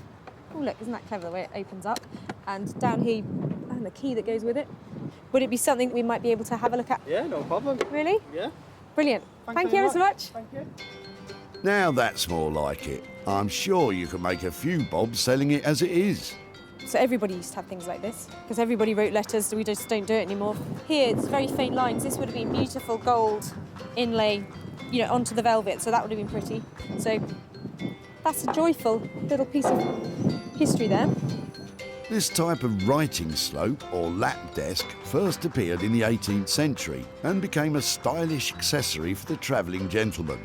Today, the market for these is buoyant, and Sarah could well raise some surprise cash for Michael and Peter. I love this box. It's really sweet, and it's the oldest thing that we found today. It's got some lovely details on it, and I'm hoping that it's going to be really quite valuable. And that means that all of the money we get from selling it can go to that great guy who dropped it off earlier. So that has got to be a good thing, hasn't it? And with that, today's list is complete. Chinello will lavish love on Chris's leather. Rupert will tackle Derek's rusty frame and that dissected door. And Sarah, oh no, she's not taking the golf tees as well, is she? Oh well, double the potential profit, I suppose. I have cherry-picked my way through loads of rubbish here today, and I've picked 3 potential things that I think will make heaps of money.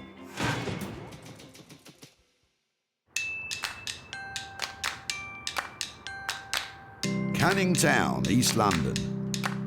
Amongst its old industrial past and its current regeneration lies the home of high fashion. Well, you wouldn't think it from the outside. Designer Chinello will have Sarah at her door any minute with the beaten-down chair. I have a feeling she's not going to be happy when she sees what it's made out of. I love beautiful fabric. Anything that's beautiful, anything that's glamorous looking, I love. If I was going to say anything's out of my comfort zone, it would probably be leather. It's because you wouldn't usually think of leather and think elegant.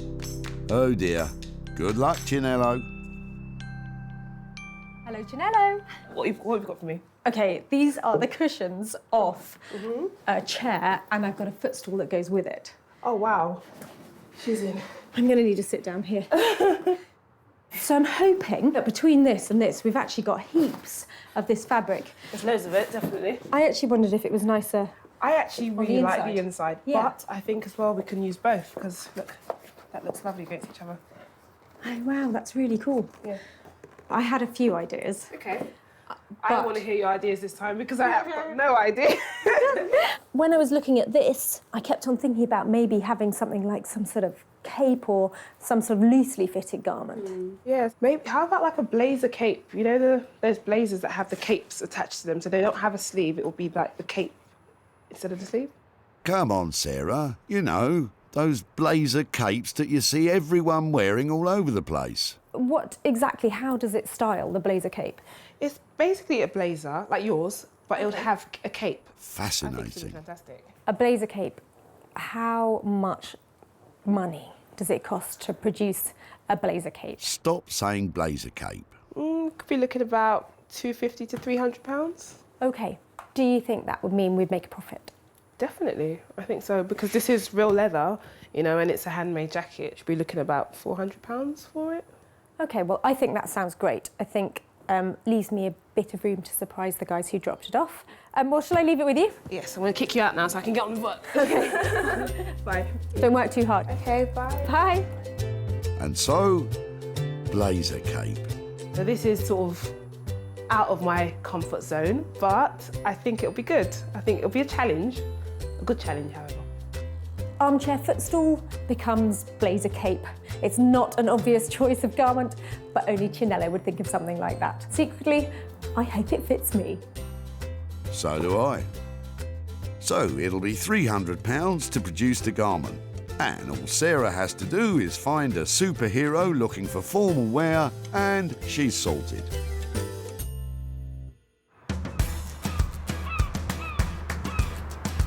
Sunny Margate on the southeast coast. Once a mecca for British holidaymakers, now it's a place where vintage is an advantage and reclamation is the order of the day. And one man leading the way is our Rupert.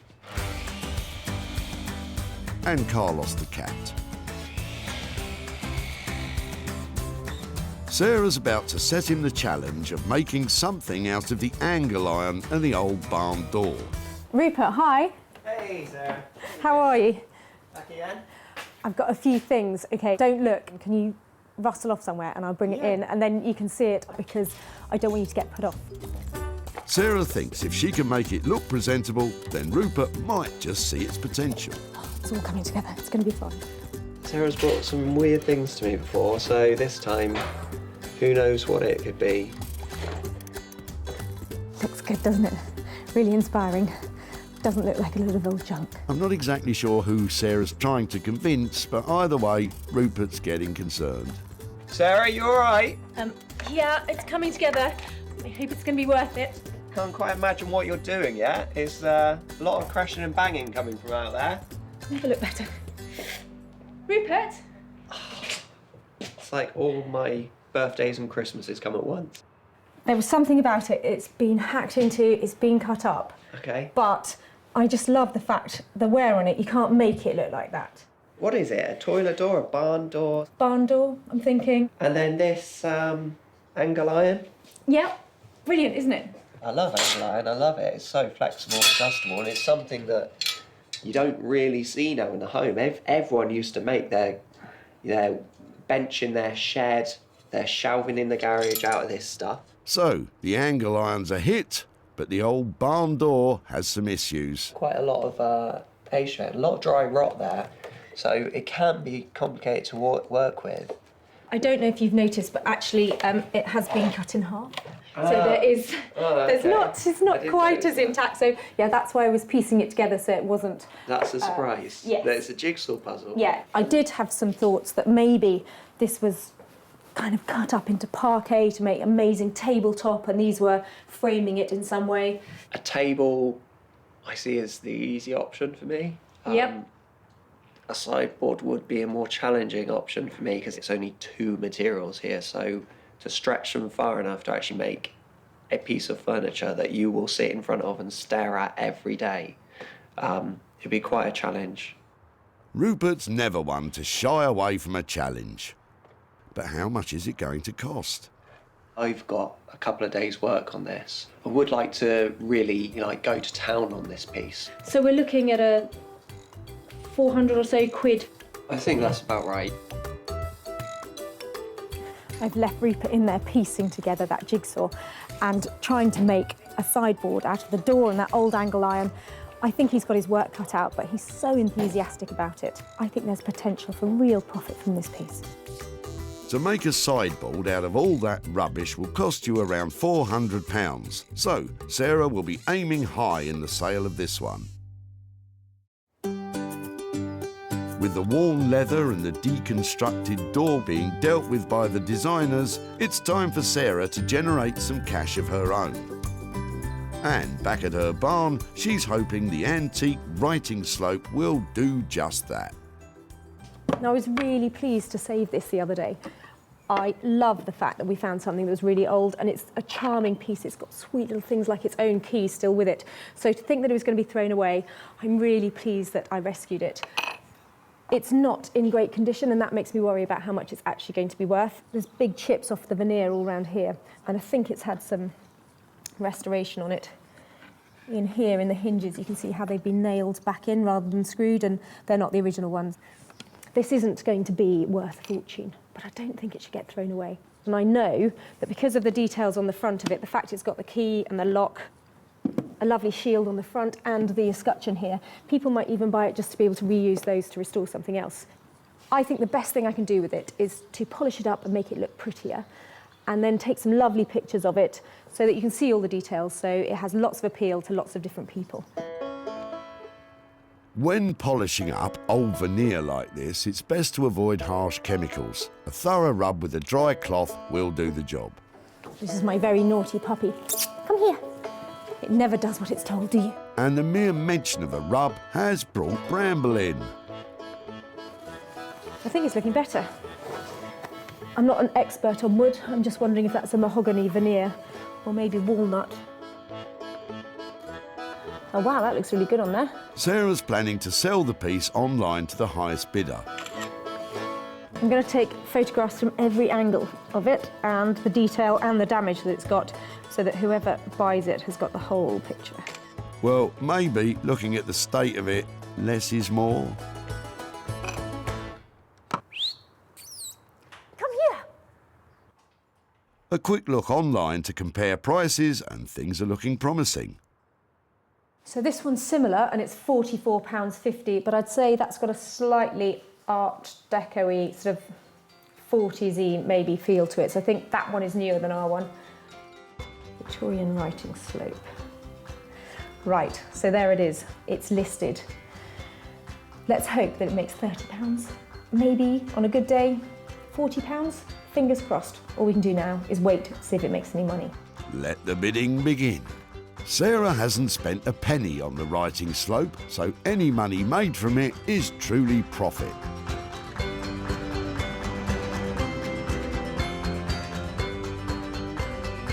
Back in East London, it's blazer cape time. And you know, I'm coming round to the idea. It's a blazer and it's a cape. Come on, I want one. So, Chinello, where do we begin? I decided to dump the blazer cape idea this morning. No. Why? Because I just woke up and I thought, how is this going to work? So I'm going to make a dress out of this. So more of a shift style dress. And also I really wanted to put my own signature on this. So the jacket thing is not really something I do. Dresses, they're more my thing. Oh, OK. I'll have to find my own blazer cape then. But what's your idea for the dress? Okay, so my initial idea is to have this part here at the bottom, and then this would have made up, the top half of the dress. So the dress is mainly in the leather, and then this would have been sleeve, and that would be a neckline there. Chinello's planning on using wax print fabric for the sleeves, a typical material for clothing in Africa. And although this material is dark, they're more commonly vibrant, colourful cotton prints, which historically were used as a non-verbal communication that could indicate status or wealth among African women. I'm just trying to straighten out all the edges and I was just making my dress a little bit shorter than I want it to be. With the chair and stool completely stripped, Chinello has all the materials she has to work with. So now it's just a matter of sewing it all together. Still want to use some of the original seams from the sofa, so I'm going to keep some of those in place, and I'm using contrasting thread that matches with the fabric that I've decided to use for the sleeves. I'm going to use that to create some seam details. Chinello is sewing the panels together using robust and hard-wearing thread. Perfect for heavy leather stitching. Can you see that? But there's a problem. Don't know why it's doing that. I need to work out why it's doing that. The leather panels keep slipping away from each other. It's moving. So I'm not sure whether it's too worn or if there's some kind of waxing on it that's making it slide along each other. See, it jumps down as you try to sew it. Even though I start with the needle inside of it, so it shouldn't do that at all, it still jumps. This could potentially be it for the sofa dress. If it's not going to sew, what am I going to do with it? The more worn sections seem impossible to sew together, and considering most of it is well worn, Chinello might not have enough material to make a wallet, never mind a dress. Because it's not like it's not sewing it, it sews it in bits and then it just gathers it up at the bottom, and it was doing the same thing on that machine, so I moved over here. What are we gonna do now? I'm not sure we'll be able to do this one. Is this the end of the road for Chinello's dress? Let's give her a chance to think.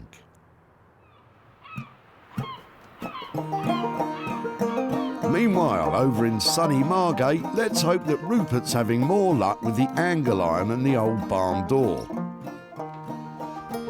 I know that I'm going to make a sideboard out of all of these pieces. And yeah, I don't want this to be a sort of typical shabby chic piece. I want this to be really quite polished. It's just going to be a bit of a labour of love to make it a high quality finish. Rupert's planning on leaving the chip paint effect on the wood as a feature, which doesn't sound like a quality finish to me. But what do I know? Although I know what I'm making, I've got to strip it down and prepare the materials. The nuts and bolts holding it together have fused shut with rust. Just going to cut these off. But Rupert can cut them off with his cut-off tool. That's what it's actually called.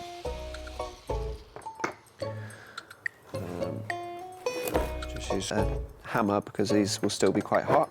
Once the door is taken apart, a few more screws. You can get an idea of how much usable wood he has to work with. But it's all looking a bit crumbly.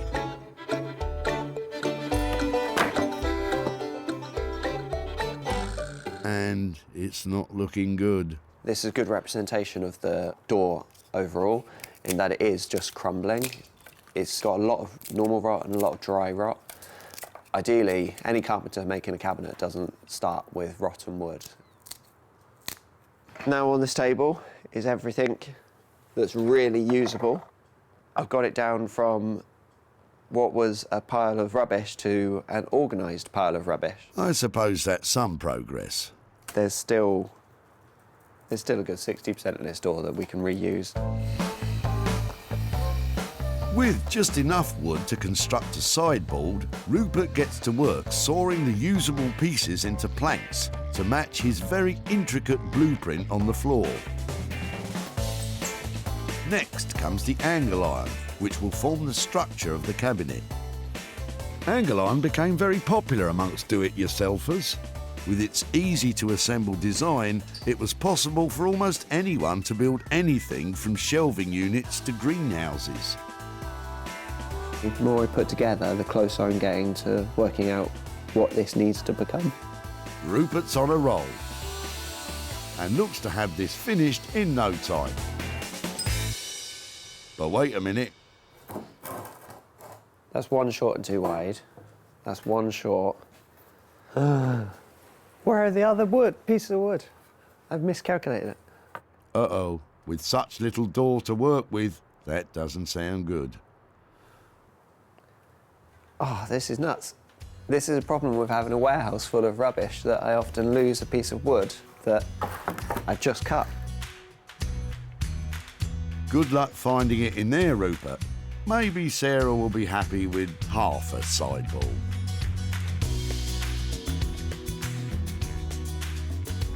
Back in Sussex, Sarah's online auction of the writing slope is nearing an end. Exciting. She was hoping for around £40, and with a few seconds to go, it's sold. Well, the writing slope has sold, but it hasn't made great money. It's made 15 quid, which is better than nothing because it was literally about to go into a skip. So if that has only made £15, I want to make a bit more money than that to give back to Pete. I think I'm going to have to take up the golf tee challenge. Oh no, I'd forgotten about them. What should we do with them then? Don't ask me.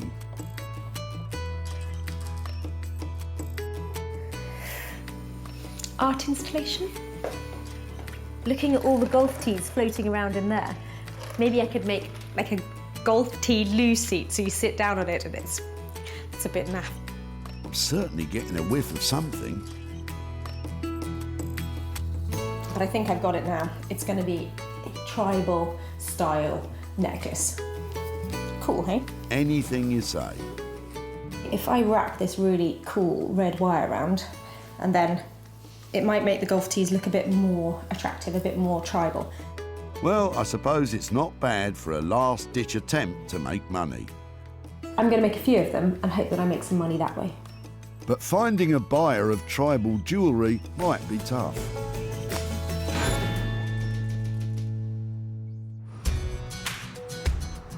Back at the dump, Sarah was rustling through Peter and Michael's box of old bits. So this is our rubbish what we're just throwing in everything. Ooh, look. First came the golf tees. There's something cool about that, isn't there? And then an antique writing slope. Oh, look, isn't that clever the way it opens up? The writing slope underperformed online. It hasn't made great money. It's made 15 quid. So Sarah got to work on the tees and, eventually, produced some multicoloured tribal-esque necklaces. Sarah showcased them at her barn sale and was optimistic the country-living crowd would get behind them. I'm putting them out at £10 each. I've got some more to come out later, and I think they look really cool. But despite being a big talking point of the day, they remained unsold. Sarah contacted Peter, whom the two items had been taken from, to arrange to hand over the £15 from the sale of the writing desk, but alas, without success. So Peter has been very busy, so I haven't managed to catch up with him, but I have got £15 here that I'm going to send off to him, and I hope he's going to have a drink on us. So it's been a disappointing turnout for the boys, but still, 15 quid for what was rubbish is still better than a kick in the golf balls.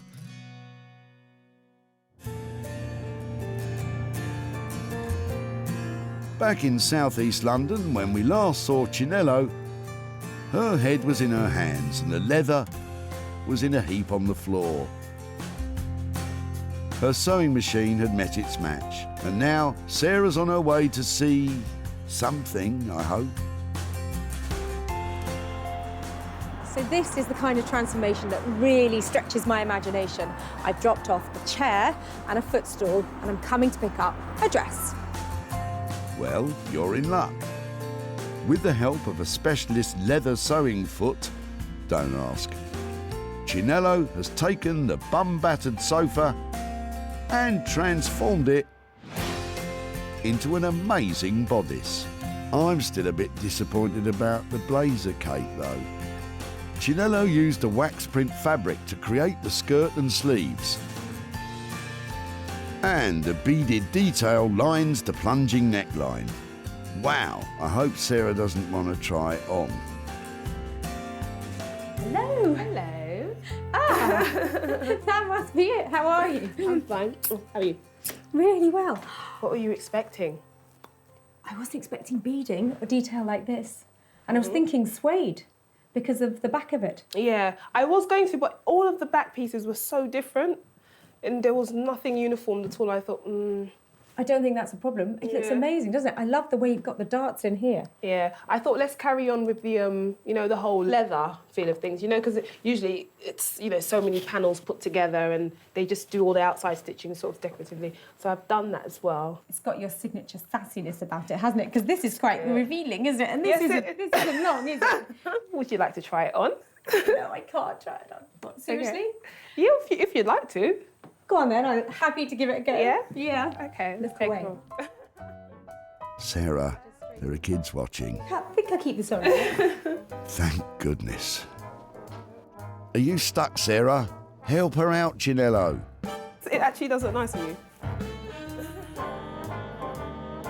Someone please stop her. There you go. Brilliant. That is amazing. Thank you so much. I'll keep in touch and tell you where it goes. All right, thank you. Mwah. Let's know how she goes. I thought that was so cool that Sarah tried the dress on, but I think what she really needs is some high heels and a night out. Yeah.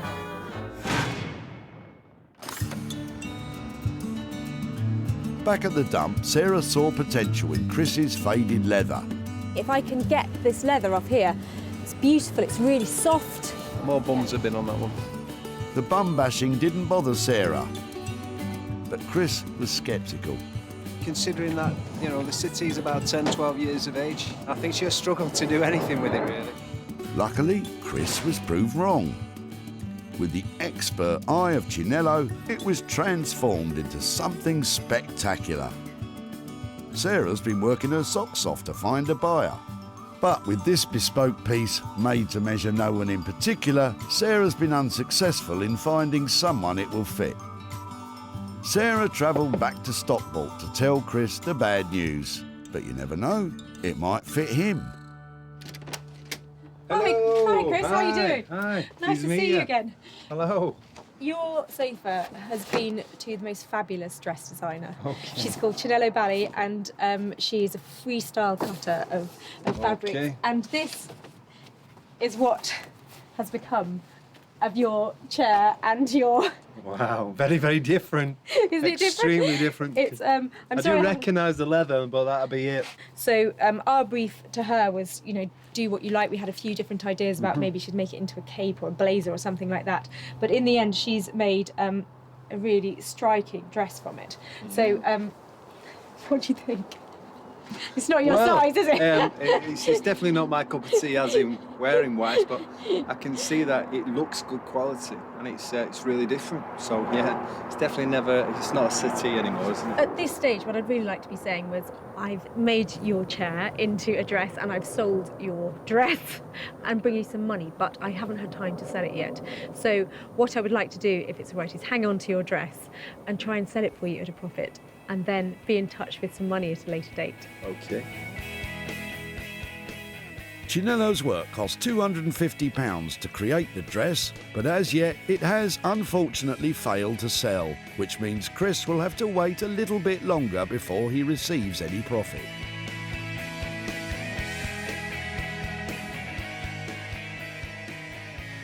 Well, it was great to be able to show Chris the dress that Chinello actually made, but I wish I'd been able to turn up with some money for nothing. But hopefully I'll be in touch soon and have something to share with him.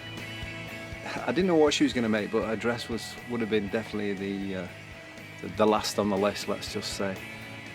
So yeah, definitely wasn't the case that I was thinking she was going to make a dress out of it at all.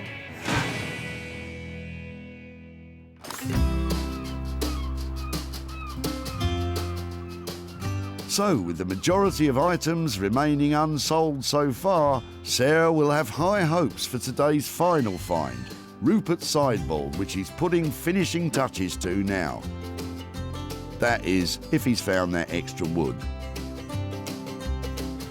So what do you get if you drop off a load of old metal and a broken door? I'm hoping for one of Rupert's signature sideboards and something that looks fantastic. Before, it was a rotten and rusty pile of wood and metal. Now, it's a super sideboard, oozing with charm. Maintaining the flaked paint effect, it is bang on trend amongst folk who like that kind of thing. The body is made up of one cupboard for storage and shelves for feature ornaments or electronic equipment. He even kept the door's original handle. It won't fit in everyone's house, but you have to admit it, it's an astounding achievement from Rupert. Good show, young man. Sarah's gonna love it. Hi, Rupert. Hey, Sarah. Welcome back. Lovely to see you. Is that it? That is it. Wow. What have you been up to? Here it is. It's definitely a fun one. It's been quite a bit of work to turn a pile of rotten painted wood and a bit of old scrap metal into something usable, into a new sideboard and cabinet for your home. I did say I was going to retain some of the paintwork. I've retained nearly all of the paintwork, I'm afraid. That was my favourite bit. I absolutely loved all of that distress and that kind of thing. I think it is charming. It's not too big. It's beautiful. I absolutely love it. I tried not to make it too specific to one room. Hopefully it's a multi-use sort of piece of furniture. Can I have a look inside the cupboard? Yeah, please do. Oh, it's green! Fantastic! So, I couldn't tell. Did you like it or not, Sarah? I think it's a hit. And coming in on budget at £400 means there's room for a bit of money to be made. I'm just so pleased you like it. I'll go and get the van then. Yeah, thank you. I have to get over £500 for this little beauty.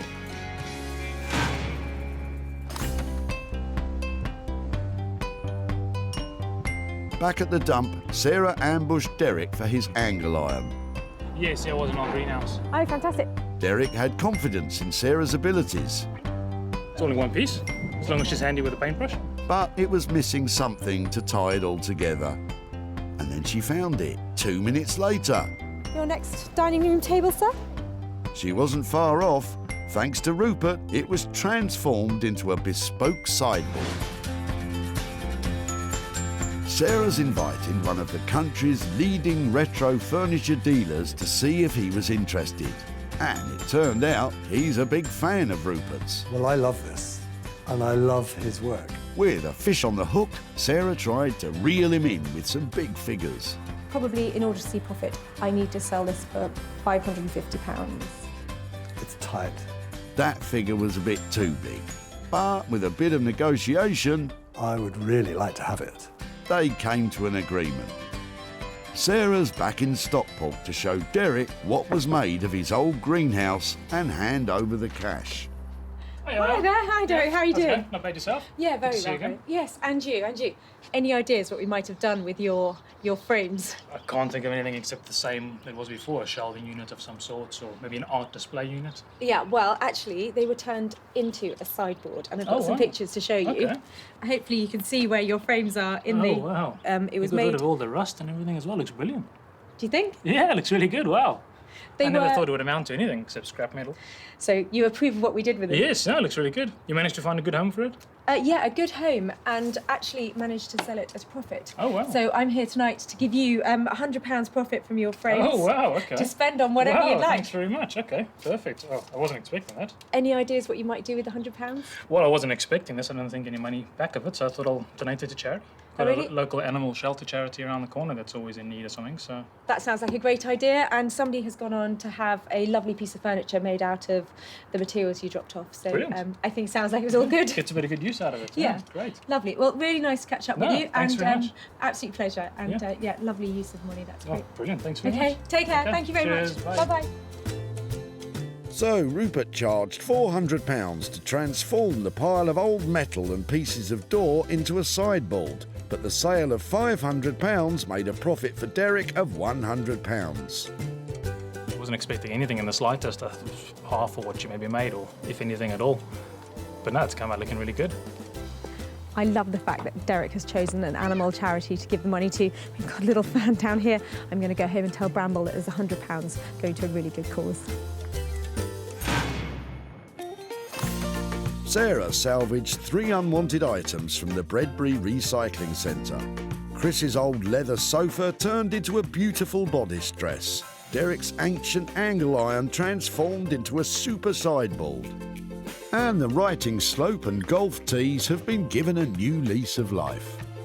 So 2 out of 3 items sold for a profit and a lot of fun had along the way.